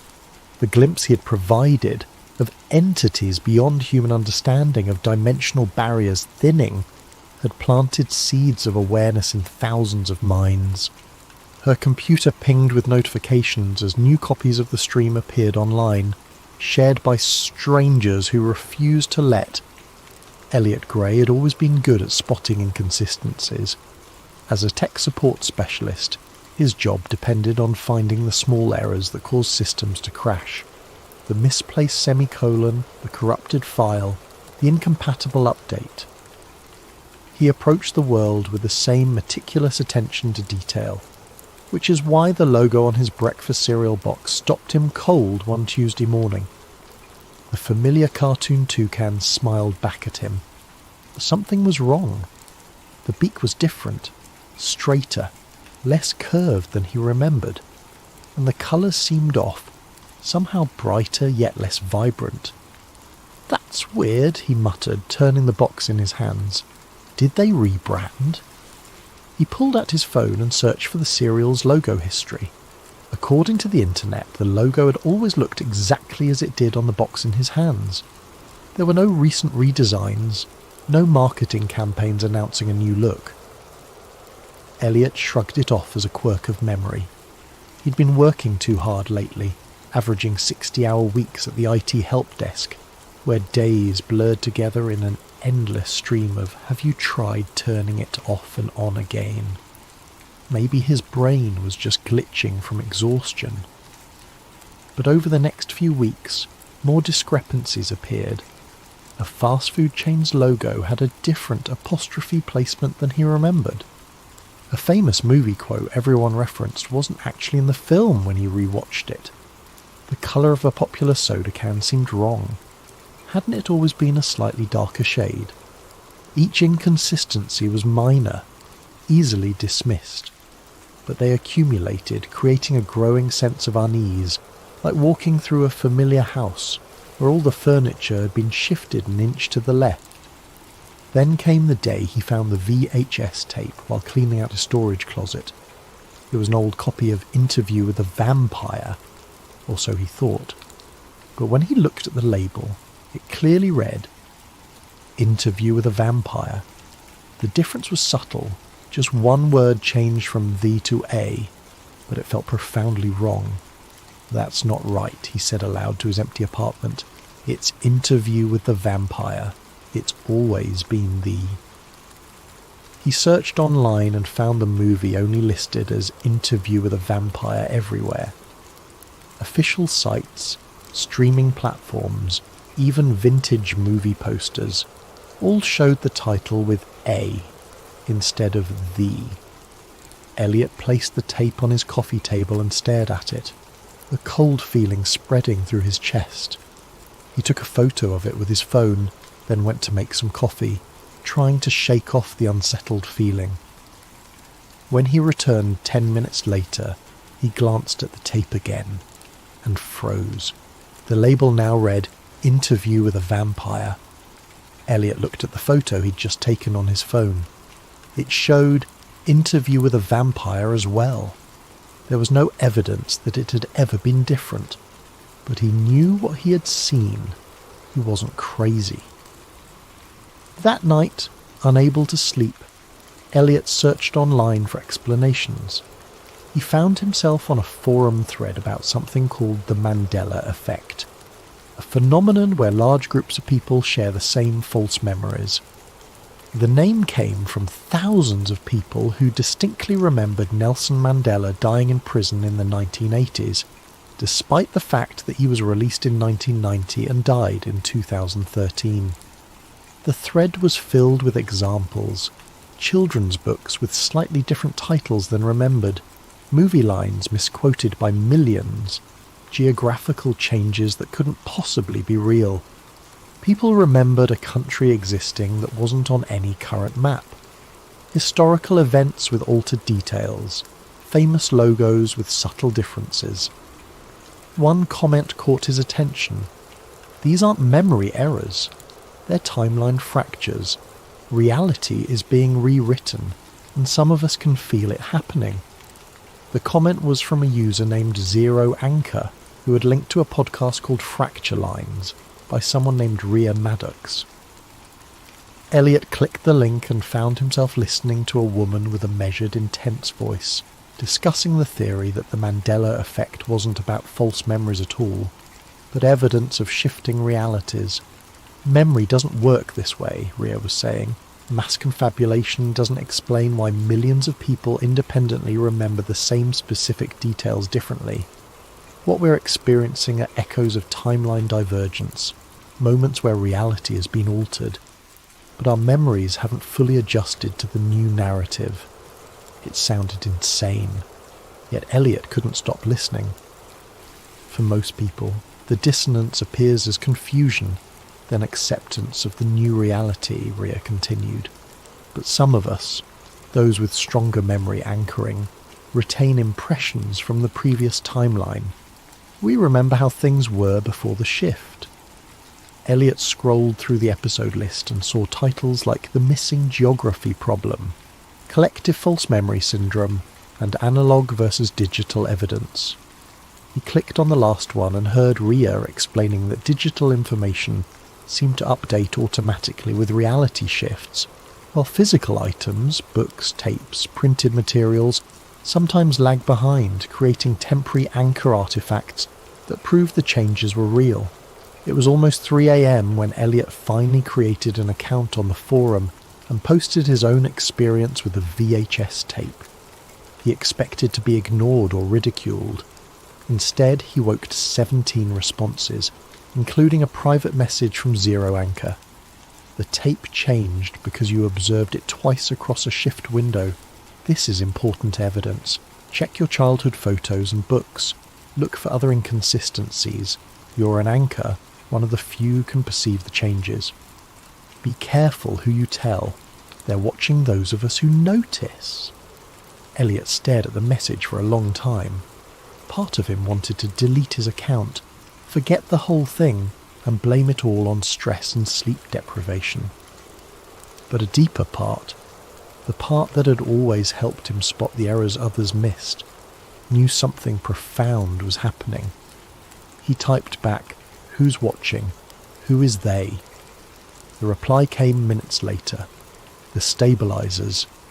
Their job is to smooth out inconsistencies in the narrative, including people who remember too much.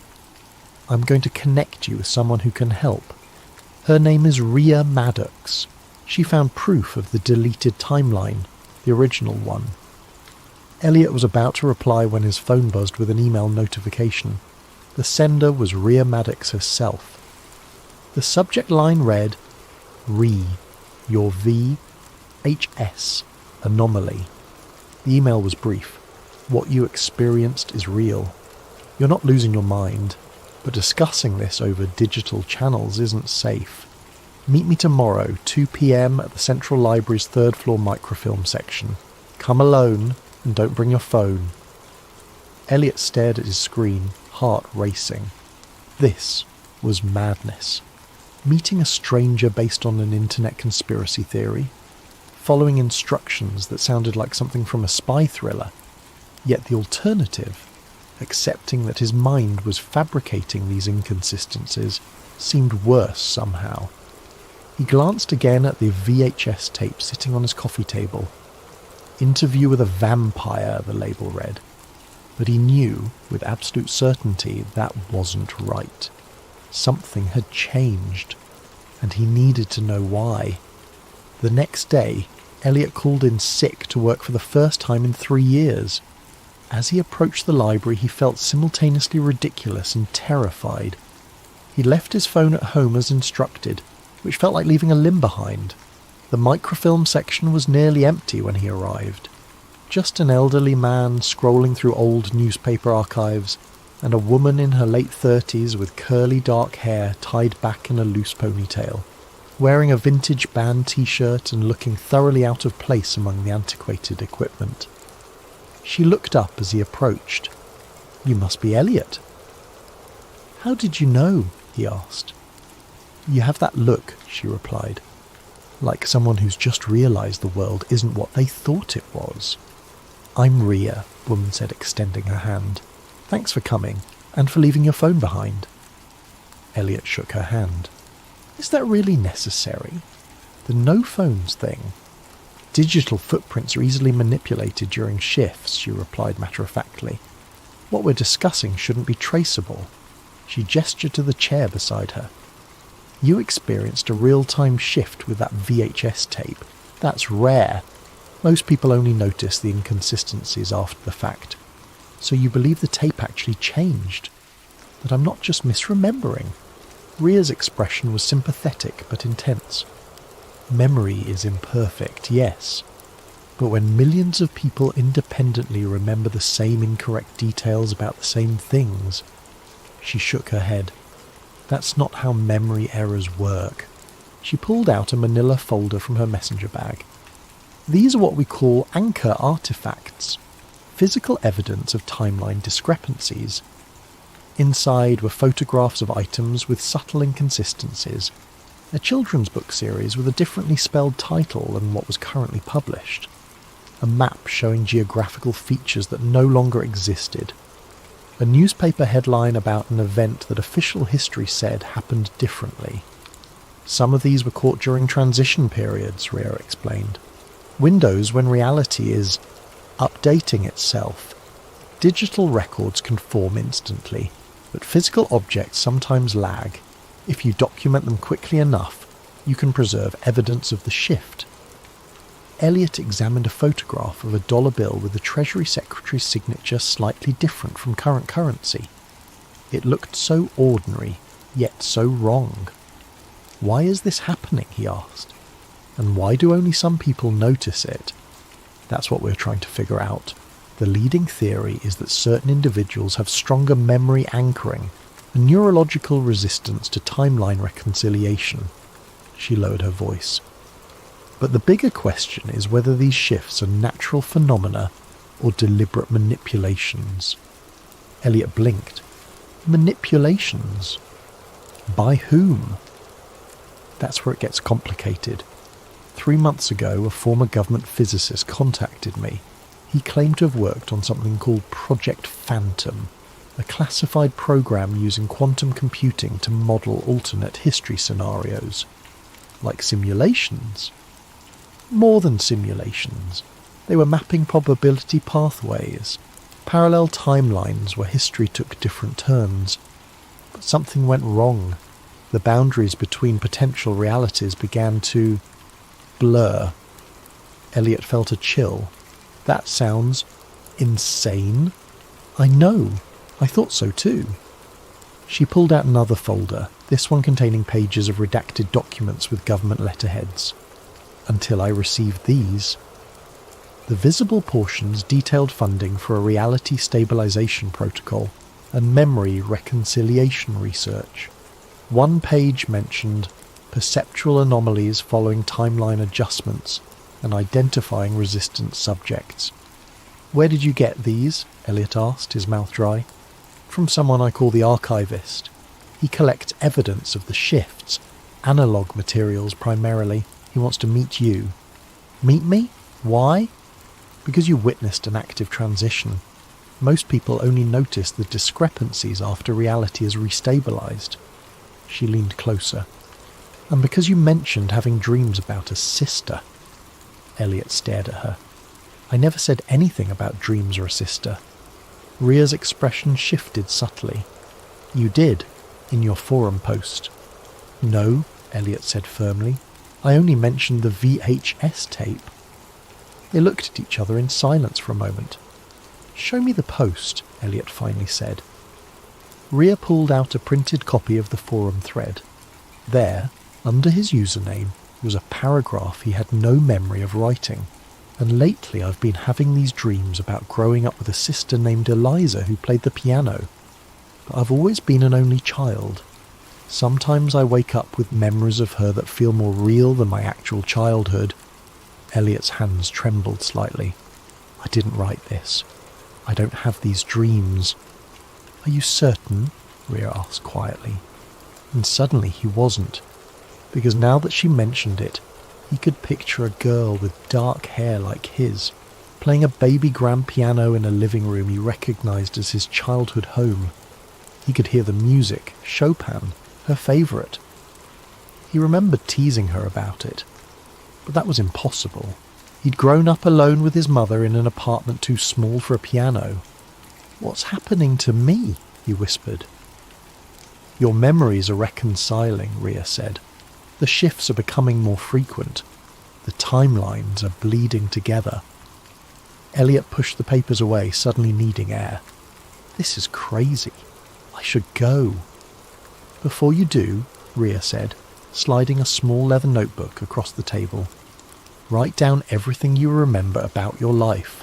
Family members, childhood homes, major events.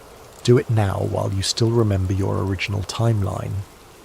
"My original timeline," Elliot repeated, the words sounding absurd. "Please," Ria insisted. "You'll thank me later." Something in her tone made him comply. He spent 20 minutes writing down basic fact about his life.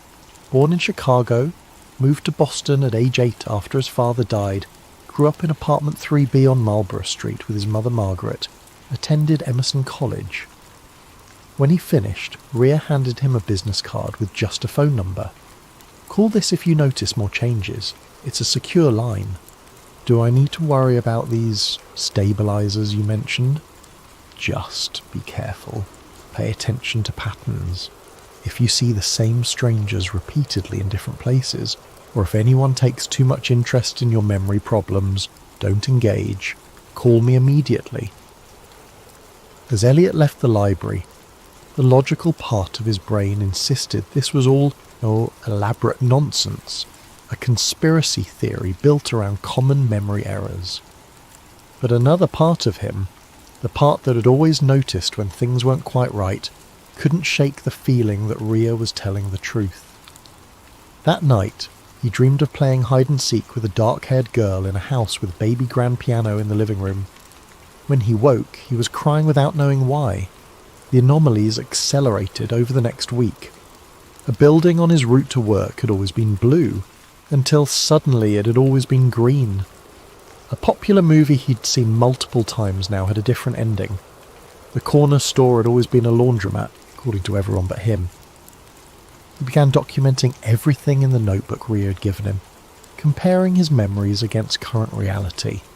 The discrepancies were mounting, but the dreams about his sister were what truly unnerved him. They weren't like normal dreams, vague and fading upon waking. These were vivid, detailed memories. Eliza's piano recital when she was 12, the Christmas she gave him a hand-knitted scarf the day she left for Juilliard while he helped carry her suitcases. One morning, driven by a compulsion he couldn't explain, Elliot called his mother. "Hey, Mum, I was just thinking about old times," he said casually after their usual pleasantries. "Remember that piano we had in the living room when I was a kid?" "Piano?" His mother sounded confused. "Elliot, we never had a piano. The apartment was tiny. Where would we have put one?" "Right, of course," he said quickly. "I must be thinking of someone else's house. Are you feeling all right, honey? You sound strange." "Just tired." "Hey, random question. Do I have any old family photos you could send me?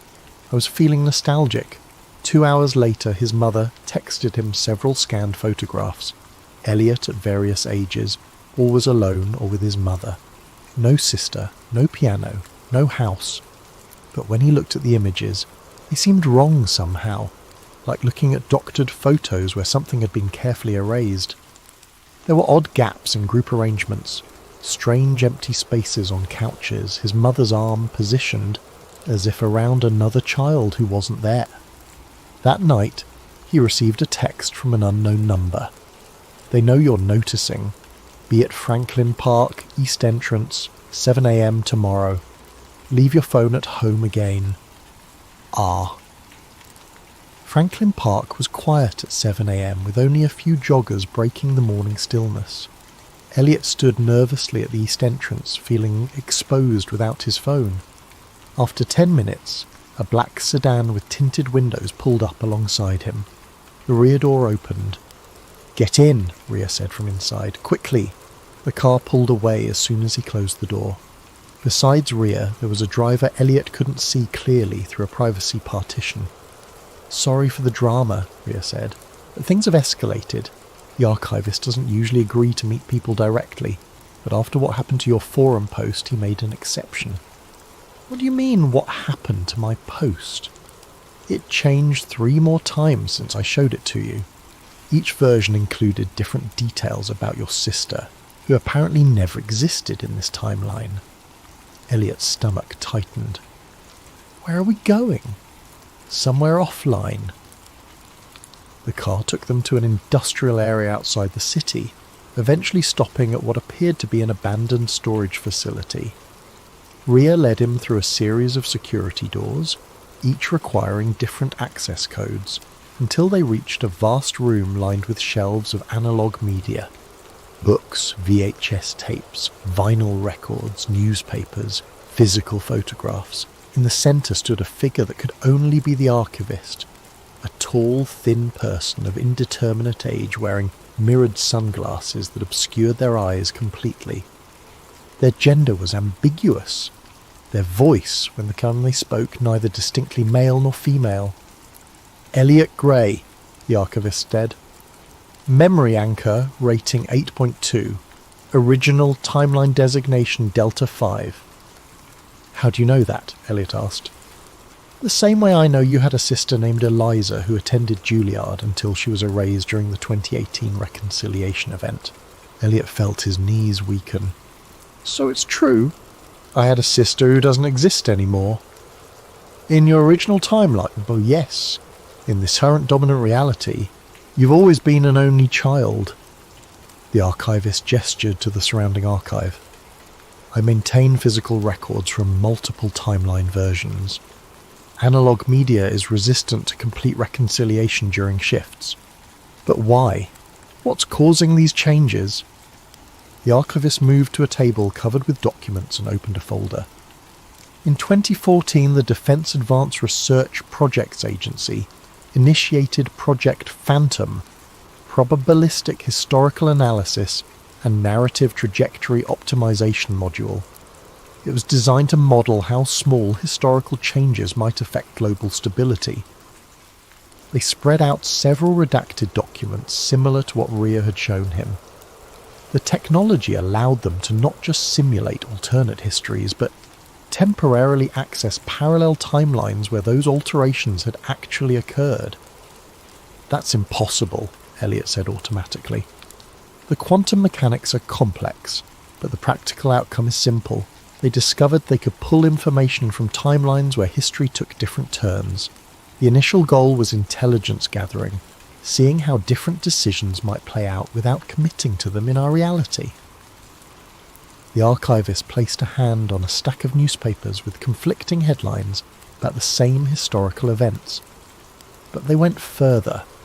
They found they could stabilize connections to preferred timelines, essentially grafting elements from one reality onto ours if the outcomes were deemed superior. "You're saying the government is editing reality?" Elliot said incredulously. "Not directly, the process is more like merging branches of code. They select a parallel timeline with a preferred outcome, strengthen the quantum entanglement between that reality and ours, and allow reconciliation to occur naturally. Most people's memories simply adjust to the new narrative." "Except people like us," Rhea added. "Precisely. Approximately 8% of the population has strong memory anchoring, resistance to timeline reconciliation. You remember elements from the original timeline even after reality has been rewritten." The archivist removed their mirrored glasses, revealing eyes with heterochromia, one blue, one brown. "I was part of the original Phantom team. When I realized what was happening, I began preserving physical evidence from pre-shift realities." Elliot struggled to process everything. "But why would they erase my sister? What possible benefit? Your sister is collateral damage," the archivist interrupted. "Most personal changes are side effects, not targets. The program focuses on larger historical trajectories, preventing conflicts, stabilizing economies, neutralizing threats. Individual lives are considered acceptable variations. They are playing God, Elliot whispered. "They believe they're ensuring national security and global stability," the archivist corrected. "The ethical implications are secondary concerns," Rhea spoke up. "Show him the frequency patterns." The archivist nodded and led them to a computer station. The only modern technology visible in the archive, the screen displayed waveform patterns. During shifts, we detect specific electromagnetic frequencies being broadcast globally. They appear to facilitate the reconciliation process, helping reality rewrite itself more efficiently. These signatures have been increasing in frequency and duration. Elliot studied the wavelengths, something thick nagging at his memory. "I've seen these patterns before." The archivist and Rhea exchanged glances. "Where?" the archivist asked intensely. "I don't know. In dreams, maybe. They feel familiar somehow." The archivist's expression changed slightly. "That shouldn't be possible unless..." They moved to another computer and pulled up Elliot's details. "When exactly did you start noticing the discrepancies?" "About a month ago. The serial logo was the first thing." "And the dreams about your sister?" "Just this past week." The archivist typed rapidly, then stepped back from the screen. "You're not just sensing the shifts, you're remembering across them. That's exceptionally rare. A memory anchor rating above 9.0. "What does that mean?" Elliot asked. "It means," the archivist said slowly, "that you're not originally from this timeline at all." "Not from this timeline," Elliot repeated. "What does that mean?" The archivist returned to the computer. "These readings suggest you're experiencing memory bleed through from at least 3 distinct timeline variants. The dominant one, which I suspect is your origin timeline, includes your sister Eliza." "I don't understand. If I'm from another timeline, how did I get here?" "You've always been here," Rhea explained. "But the you in this timeline has been overwritten by versions from other realities during reconciliation events. Your consciousness is a composite, primarily anchored to your origin timeline, but existing in this current reality." The archivist pulled up another set of waveforms on the screen. "These frequency patterns match brain activity we've recorded in high-level anchors during active shifts. Somehow you're resonating with the transition signal itself." Elliot's head throbbed. "This is insane." What's insane, said the archivist, is that they're accelerating the program. The shifts are becoming more frequent, more extensive. They're no longer just tweaking historical events. They are making fundamental alterations to reality's baseline. Why? Something has them scared. Based on my intelligence, they encountered something in a potential future timeline that they're desperately trying to prevent. Whatever it is, they believe it justifies the increasing instability of these reality manipulations. The archivist turned to face Elliot directly. But they've overlooked something critical. Each shift creates more anchors, people who can sense the changes, and the borders between timelines are weakening. Memory bleed through is increasing. People like you are remembering lives from worlds that supposedly never existed. A loud alarm suddenly blared throughout the facility. Red lights flashed along the ceiling. "Proximity alert," the archivist said, immediately moving to a security monitor. "They've found us. We need to move." "Who found us?" Elliot asked, panic rising.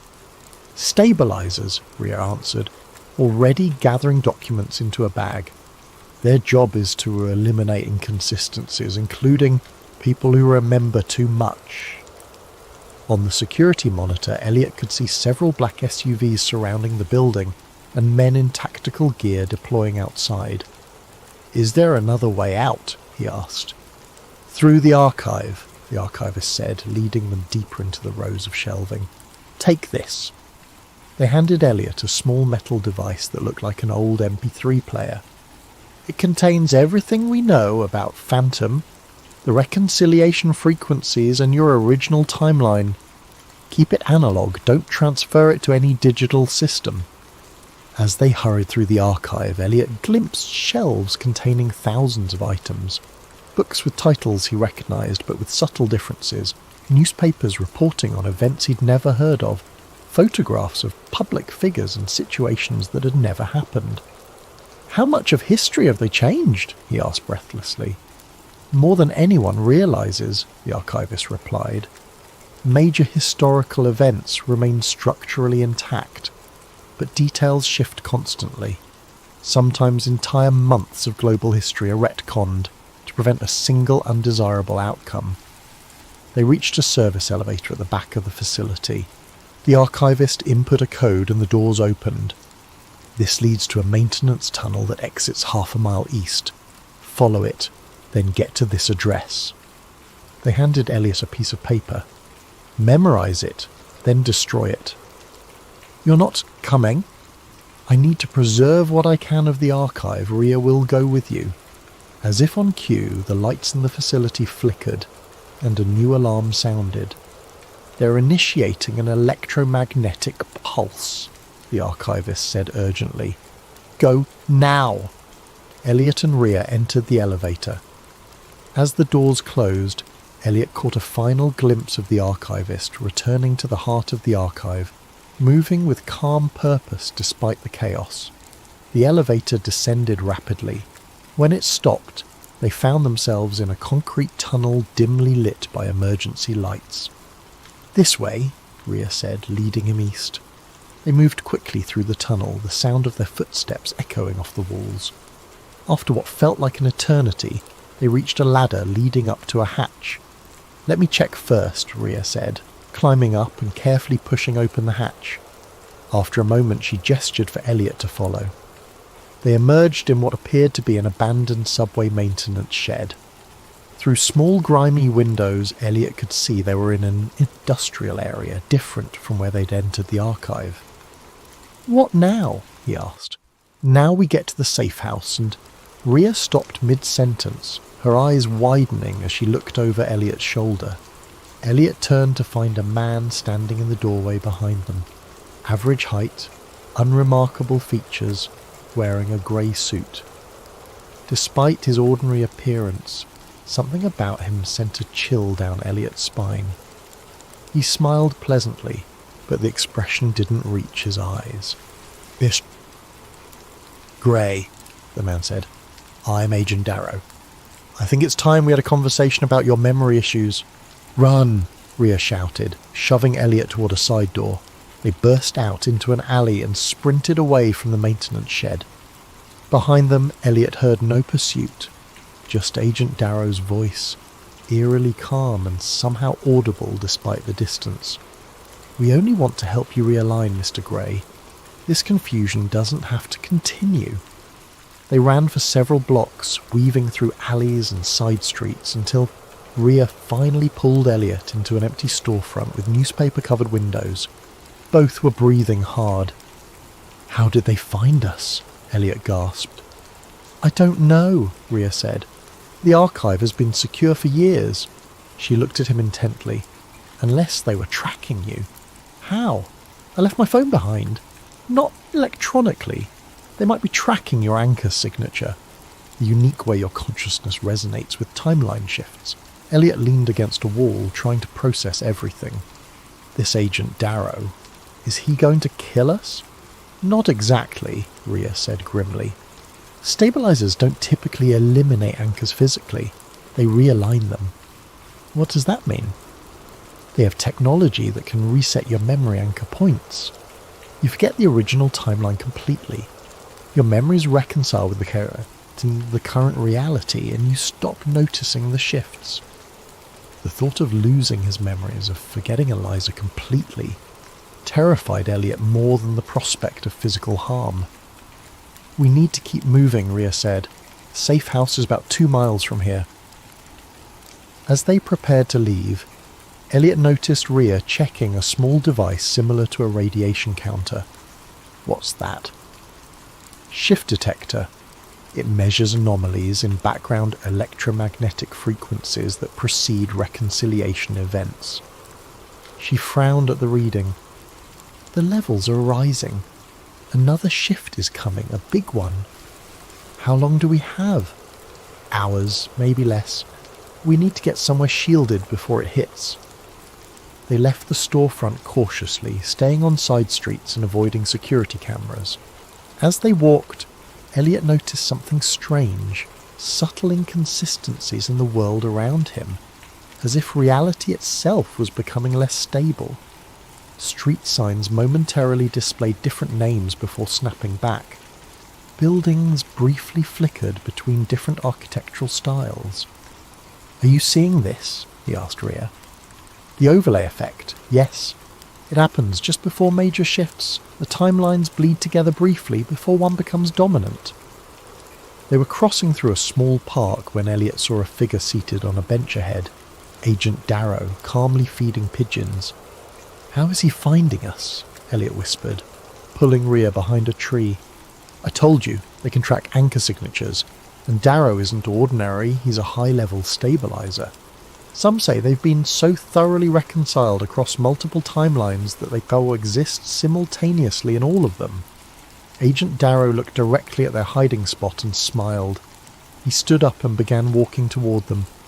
"This way," Rhea hissed, pulling Elliot toward a crowded street market. They lost themselves in the crowd, ducking between vendor stalls and groups of shoppers. After several minutes of evasive maneuvering, they seemed to have escaped pursuit. "We're close to the safe house," Rhea said. "Just a few more blocks." As they turned a corner, Elliot froze. Ahead was a small boutique with a familiar logo, one he recognized but couldn't place. Then it hit him. It was the original logo of the cereal brand, the one he remembered from before the first shift he'd noticed. "That's impossible," he murmured, approaching the store window. Inside, he could see products with packaging he remembered from his original timeline. Brands with their old logos, designs that had changed weeks ago. "Rhea, look at this. Everything in there is from before the shift started." But when he turned, Rhea was gone. In her place stood Agent Darrow, smiling mildly. "Reality is fracturing, Mr. Gray," Darrow said conversationally. "The boundaries between timelines are becoming dangerously thin. People like you are making it worse." "What did you do with Rhea?" Elliot demanded. "Ms. Maddox has been realigned. She's much happier now, I assure you." Darrow gestured to the store window. "What you're seeing is timeline bleed through. Pockets of alternative reality manifesting in our baseline. It's becoming more common and more dangerous. Elliot backed away. I know about Project Phantom, about the timeline manipulations. Then you understand the necessity of what we do. History is being optimized, Mr. Gray. Catastrophes prevented, wars averted. The small cost is worth the greater stability. Small cost? You erase my sister from existence. Darrow's expression remained pleasant but empty. In the grand scheme, individual variations are statistically insignificant. She wasn't insignificant to me. Your subjective experience is noted but irrelevant to the broader initiative. Darrow stepped closer. Your anchor rating is exceptionally high. You're remembering across multiple timeline variants, creating instability in the reconciliation process. We need you to realign. And if I refuse? This isn't a request, Mr. Gray. The next shift is imminent. Either you realign voluntarily, or will be forced to take more aggressive measures. Elliot felt the metal device the archivist had given him, pressing against his leg through his pocket. It contained everything they knew about Phantom, possibly enough to expose the program if he could get it to the right people. What exactly is coming? Elliot asked. What did Phantom see in the future timeline that has you all so scared? Something flickered across Darrow's face, the first genuine emotion Elliot had seen from him. Collapse, Darrow said quietly. Complete timeline dissolution. The end of causal reality as we understand it. He straightened his already perfect tie. We're trying to prevent that. The shifts, the reconciliations, their necessary stabilization measures.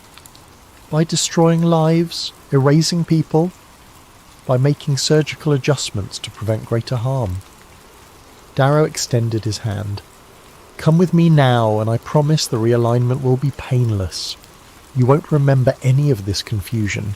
You'll have a new life, complete and consistent. For a moment, Elliot wavered. The thought of escaping this nightmare of no longer feeling reality shift beneath his feet was tempting, but the image of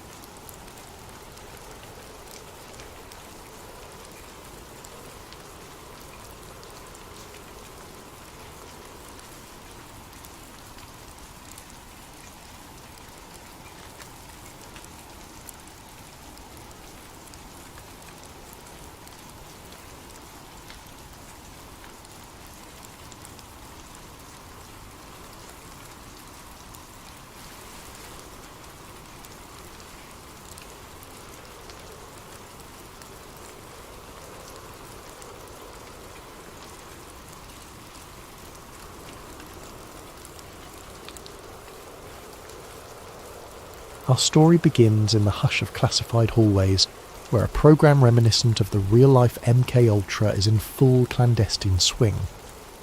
The term MK Ultra once dominated whispered conversations about CIA-led experiments in mind control during the 1950s through the 1970s. LSD, hypnosis, electroshock therapy. All these manipulations found their ominous place under the banner of national security. In that era, certain individuals were treated less like humans and more like lab specimens, subjected to psychological torment to test the boundaries of the human mind. In this retelling, you'll meet Dr. Elliot Voss, a brilliant neuroscientist initially enamoured with the idea of unlocking the brain's hidden capabilities. But once he steps into the labyrinthine research facility, known only as Project Echo, the illusions of noble science start to crumble. He sees sedation wards where detainees mumble to themselves, the aftermath of near-endless LSD runs, the blank stares of men and women forcibly parted from their own memories. Realising that the line between experiment and torture has been crossed, Voss chooses the perilous path of quiet rebellion. His antagonist, Agent Monroe Thatch, the stoic operative tasked with ensuring Project Echo remains undisturbed. Thatch views the program as a necessary evil in the arms race for psychological supremacy, and he's willing to bury any traitor who jeopardizes it. Meanwhile, among the catatonic subjects is Mara, once a sharp-witted journalist, now a disoriented test subject fighting to piece her identity back together. With Voss's help, she might just reclaim her mind and bring the truth to light. Across 5 parts, we'll trace how Voss moves from compliance to conscience, from naive fascination to outraged horror. We'll witness him sabotage experiments, forge documents, and orchestrate escapes. But each step he takes invites deeper suspicion from the Watchers, who guard Project Echo's secrets. At stake is not just his life, but the remnants of Mara's stolen memories and the fates of countless unnamed victims. Ultimately, Voss stands at the crossroads. Vanish into the shadows forever, or blow the whistle on an atrocity that has no place in any civilization.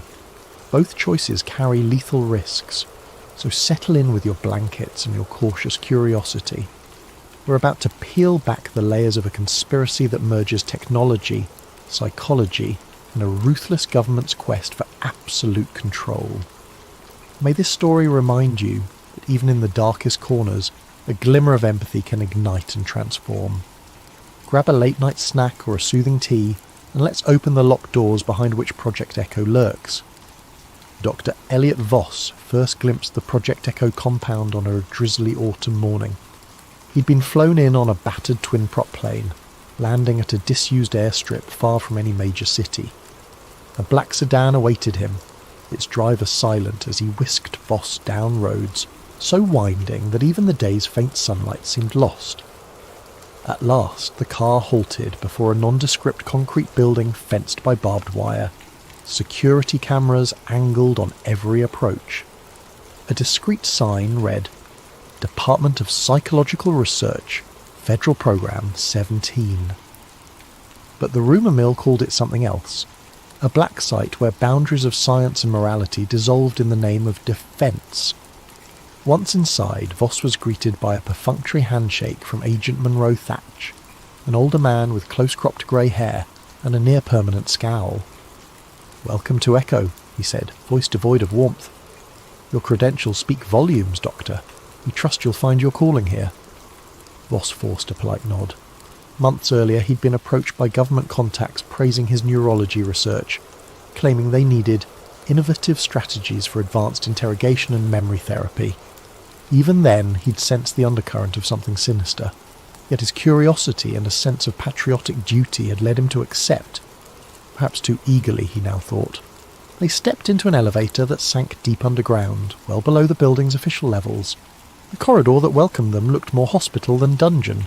Sterilised floors, white walls, overhead fluorescents humming. But as they proceeded, Voss spotted armed guards at certain doorways, and the tension in the air was palpable.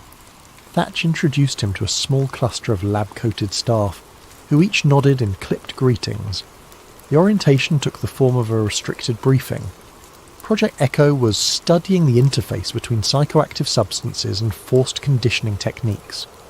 On the surface, they used the language of legitimate research, personality reformation, deep memory reprogramming. But as Voss scanned the faces of these staffers, he saw flickers of discomfort in some, while others seemed unnervingly at ease with such manipulations. Agents in suits hovered at the edges, ensuring no one forgot that everything was both top secret and mandatory. Before long, Thatch ushered Voss into a conference room. A dull projector displayed slides, images of men in straitjackets, eyes wide with confusion, graphs charting sedation levels for cooperative compliance. This was the first explicit hint that the subjects here were not volunteers. "We have various populations," Thatch said matter-of-factly. "Some from prisons, some who can't be officially recognised as detainees, subversives, potential traitors, or undesirables. We measure responses to LSD variants, isolation stints, hypnotic triggers." Each phrase rang alarm bells in Voss's conscience. Voss tried to keep his expression neutral. "And my role?" he asked. "How do I fit into the existing protocols?" Thatch tapped the slides. "We need your expertise to refine the memory disruption procedures. Our prior staff had trouble achieving stable amnesia in certain subjects. We want them to forget everything or reshape their personalities entirely. You are, from your academic work, well versed in neural plasticity, yes?" Swallowing a surge of unease, Voss nodded. Indeed, he'd studied how neural pathways could be altered or overwritten, but never had he imagined applying this knowledge in forced experiments. He recalled the hopeful dream he once held, curing PTSD or reversing degenerative conditions. This was the polar opposite, weaponizing the brain's malleability. After the briefing, a short tour followed. Thatch escorted him through labyrinthine halls where observation windows peered into small windowless rooms. In one, a woman lay strapped to a table, an IV drip in her arm. "She's on the new LSD compound," a passing technician murmured. "Round-the-clock infusion for 3 days now. We're observing the break in her sense of time." Voss's stomach churned. The woman's vacant gaze signalled mental devastation. Indeed, her identity, her sense of reality, was being shredded systematically. They continued to a sealed chamber. Through the one-way glass, Voss saw a figure in a corner, rocking back and forth, muttering a phrase. A guard whispered that this man repeated the phrase, "I am safe, I am safe," for 72 hours under forced wakefulness. The staff measured at which point the mind caved. Voss felt his hand tremble on the doorknob. This was beyond any ethical boundary he knew. The final stop was a small lab assigned to Voss. Tidy. State-of-the-art machinery for EEG scans, chemical mixers and sedation equipment lined the counters. "Your workspace," Thatch said. "You'll liaise with lead researcher Dr. Klein on the next steps. Our aim, refine memory erasures so the subject retains basic function but loses prior allegiances. Field operable assets, so to speak." He gave Voss a near smile, vile in its sincerity. After Thatch left, Voss sank into the lone office chair. He exhaled shakily. This was a realm of nightmares turned real, the hushed side of psyops he'd only read about in declassified rumours. Could he back out now? The door to the corridor was locked from the outside. Even if it wasn't, the entire facility was under watch. He was effectively a captive too, albeit a well-treated one. In that moment, part of Voss wanted to sabotage everything. Another part rationalised. If he left, they'd find a less scrupulous doctor. He might at least mitigate harm from within. Thus, he resolved to remain, observe carefully and decide how to protect these victims, if possible. He sensed that playing along for now was the only immediate recourse, but his heart hammered with the realisation that each day in Project Echo threatened to stain his conscience forever. Thus began his first evening. After an oppressive dinner in a staff cafeteria where conversation was stifled by suspicion, Voss retired to a Spartan dorm room. He stared at the overhead light, mind replaying the images of hollow-eyed subjects. He opened a small notebook, writing, "Day 1 at Echo. Real, or is it a waking nightmare?" He paused, pen trembling, then added, "I must help them. I can't be complicit in this horror." The vow took shape in those lines, a vow that would soon pit him against the entire apparatus and dangerously close to losing his own mind in the process. Over the ensuing weeks, Dr. Elliot Voss settled into a grim routine. By day, he wore a veneer of compliance. He joined team meetings, contributed to progress updates, and delivered mild improvements to the sedation protocols. By evening, he returned to his dorm, scrawling private notes in code about each subject he encountered. He'd never explicitly told himself he was building evidence for a leak, yet the thought loomed. If any chance arose to blow the whistle, these notes and data might be invaluable. One of the earliest glimpses of his moral rebellion emerged in the sedation labs. He discovered that a single LSD variant caused catastrophic neural collapse in half the test subjects. The lead researcher, Dr. Klein, considered that a necessary risk, but Voss quietly replaced that batch with a milder compound during an overnight supply swap. The next day's tests yielded lower compliance rates, incensing Klein, but no catastrophic breakdowns. The staff remained puzzled, blaming supply chain inconsistencies. Meanwhile, a cluster of subjects escaped the worst of LSD's ravaging effect. This small subversion boosted Voss's resolve. If he could keep individuals alive, or at least less harmed, he'd salvage a shred of decency. Soon, he seized further chances. In the psychological reprogramming ward, the official logs demanded daily electroshock of certain subjects to keep them pliant. Voss tampered with the voltage calibrations in the machines. The staff, trusting the readouts, believed they were delivering the full jolt, but in reality the shock was far lower. Enough for the outward show, but sparing vital neural tissue. Some subjects began to regain flickers of their personalities, though the guards or lesser staff seldom noticed these subtle awakenings. Yet each small act risked detection. Agent Monroe Thatch remained vigilant. He frequently examined lab results, noticing anomalies. Hard-coded instructions from the top required consistent escalation of dose, yet Voss's logs sometimes reported plateau or slight reduction. Thatch confronted him once, an intense stare across Voss's desk. "Why are your sedation numbers not matching the forecast curves?" Voss feigned confusion. "The subjects show sensitivity. Pushing them further could cause organ failure. We need them stable, not comatose, for accurate data." Thatch's eyes narrowed. "Proceed carefully, Doctor. We can't have emotional squeamishness hamper results. The program demands unwavering commitment." At night, Voss's nightmares grew. He saw faces of the men and women trapped in the wards, calling out for help in twisted illusions. The next day he would pass them in hallways, or watch from the observation deck while they were forced through group suggestion experiments. Some faintly recognised him as a kinder presence, though fear kept them from speaking.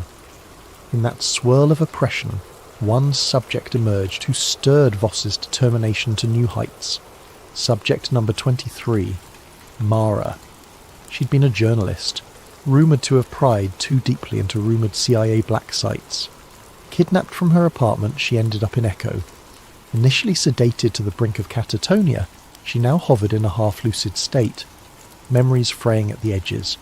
The logs indicated repeated LSD trials, amnestic injections, and forced re-education sessions. One afternoon, while scanning her EEG patterns, Voss recognised signs of partial memory recall. He discreetly adjusted her medication, lowering the sedation so she might piece together her identity. Over the next few days, Mara began to speak in hushed fragments. "They took me. I was investigating. Hush, hush." She'd blink, tears sliding down her cheeks. Voss murmured calm reassurances, feigning routine checks whenever staff were near. But in whispered intervals he told her, "You're not crazy. You were a journalist. They want you silent." She stared wide-eyed, a glimmer of trust in him forming. Around that time, Voss orchestrated his first genuine escape for a group of 3. They were lesser-known detainees, men rumoured to be either drifters or misidentified suspects. Official logs had them listed as unresponsive, terminated.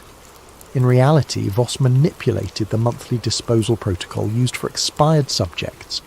He bribed a facility ambulance driver, forging documents that indicated the men's bodies needed to be incinerated off-site. The driver, half sympathetic, half eager for the hush money, smuggled them out alive, releasing them near a safe contact in a neighbouring state.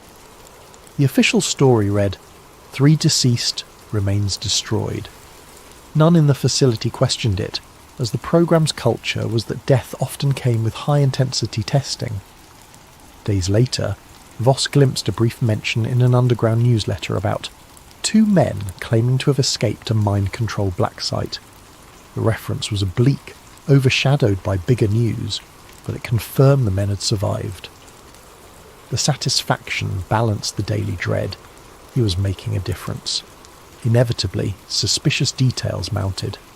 Thatch compiled a list of oddities, sedation logs not aligning with standard progression, an apparent sabotage of LSD supplies, puzzling anomalies in electroshock calibrations. He confronted Dr. Klein, who shrugged and pinned blame on incompetent lab techs. Thatch, unconvinced, began monitoring the labs more closely. Surveillance cameras were installed in corridors where previously only guards roamed. The staff's tension soared. People whispered about a traitor in the ranks. Mara's partial awakening threatened to accelerate that tension. She recalled scattered details. I wrote about covert experiments. I found leads. Then they came.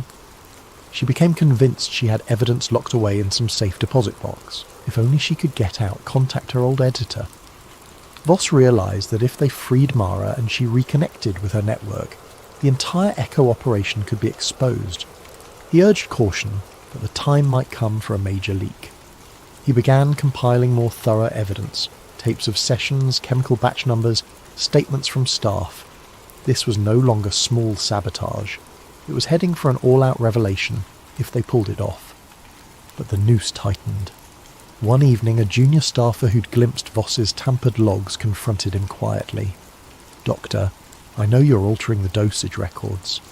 If they discover it, we're done. I can't lose my job." Fear emanated from the staffer's eyes. Voss tried to reassure him, claiming it was only calibrations to ensure stable data. The staffer seemed partly convinced, yet the whisper that a traitor existed was out. Faced with the inevitability that Thatch would soon piece it all together, Voss concluded they had to act soon. He told Mara, "When I trigger your final sedation test tomorrow, it'll be a ruse. We'll fake your body as deceased. If all goes well, I'll place you on the same disposal run that I used before. You must get out, find a journalist or safe contact, and blow the lid off Project Echo. That's the only way to stop them from hunting me or recapturing you." Mara, trembling, agreed. Her memories, though incomplete, burned with enough clarity to know that once outside she could expose everything, including the role of powerful officials. Thus the quiet revolt escalated into a plan for a full-blown leak. Voss spent a sleepless night forging documents, labelling Mara's condition as terminal adverse LSD reaction. A single slip, a single suspicious guard, and it would fail. He prayed that luck or justice would be on their side. The next day, under the fluorescent hum of the sedation ward, he prepared the final dose for Mara. If all went to plan, it would appear lethal to those who glanced at the monitors. If not, they'd both pay with their lives. The morning air in the sedation ward felt stale, as if all the walls exhaled dread. Dr. Elliot Voss had planned Mara's final sedation meticulously. He'd prepared a specialised injection that would mimic the vital signs of death for about an hour, just enough time for her to pass official checks. He also had the help of a sympathetic nurse, quietly convinced these subjects were being tortured rather than treated. The nurse would sign the forged death certificate, then assist in transferring Mara to the disposal route. Agent Monroe Thatch, always on the prowl, decided to personally oversee the sedation ward's operations that day. Perhaps the intensifying rumours spurred him to watch for sabotage. At 8 a.m. he strode in, nodding curtly at staff. Voss's pulse pounded. If Thatch insisted on verifying each injection, or examining the body, the entire plan might collapse. In a stroke of fortune, a separate incident across the facility demanded Thatcher's immediate attention. A subject in the LSD reconditioning chamber had violently lashed out, injuring a technician. Alarms blared. Thatch barked an apology to Voss. "Carry on without me," then rushed off. Voss allowed himself a momentary breath of relief. With the path cleared, Voss proceeded. He found Mara lying on a gurney in a semi-daze, the sedation regimen intentionally minimal these past few days. She locked eyes with him, and in that silent exchange he sensed her fear and determination. "This is it," he whispered. "Once the injection takes hold, you'll appear in a comatose or near-death state. The nurse will record your final breath." Mara nodded, voice shaky. "What if I don't wake up? Or if they discover the ruse?" Voss swallowed. "We have no alternative. Trust me." He administered the injection, then monitored her vitals. Within minutes, Mara's heartbeat slowed to an almost imperceptible rate, her respiration dropping to faint levels. She looked disturbingly lifeless, though a doctor examining closely might sense the subtle difference. The nurse hovered by Voss's side, forging the official time of death. "Deceased, subject number 23, LSD-induced catatonia and systemic shock," the chart read. Mara was wheeled to the body disposal unit, the euphemism for the corridor leading to the incinerator. There, a gurney waited to be rolled inside. The staff who typically oversaw this station were accustomed to treating each body as just another casualty in the program's pursuit of progress. Voss told them, "She's gone. The logs are signed." They glanced at the form, nodded. No further questions. It stung him that human life had become so trivial here. But in their numb acceptance lay an advantage. None suspected deception. A short while later, a security alarm beeped at the disposal gate. An ambulance was inbound to handle off-site incineration for multiple bodies that had piled up. One of them was Mara. This was the route Voss had used before to free detainees. He parted from the nurse with a subtle nod, hoping to see Mara again, but uncertain. The plan demanded that once out, she find the safe contact, blow the whistle, and vanish. Voss felt both terror and hope swirling in his chest as the ambulance rolled out of the facility gates. But fate had a twist. Within an hour, Agent Thatch returned to Voss's lab. The earlier incident was resolved, yet Thatch's mood bristled with suspicion. He asked, "So, Doctor." "Voss, I see you had a death this morning. Another LSD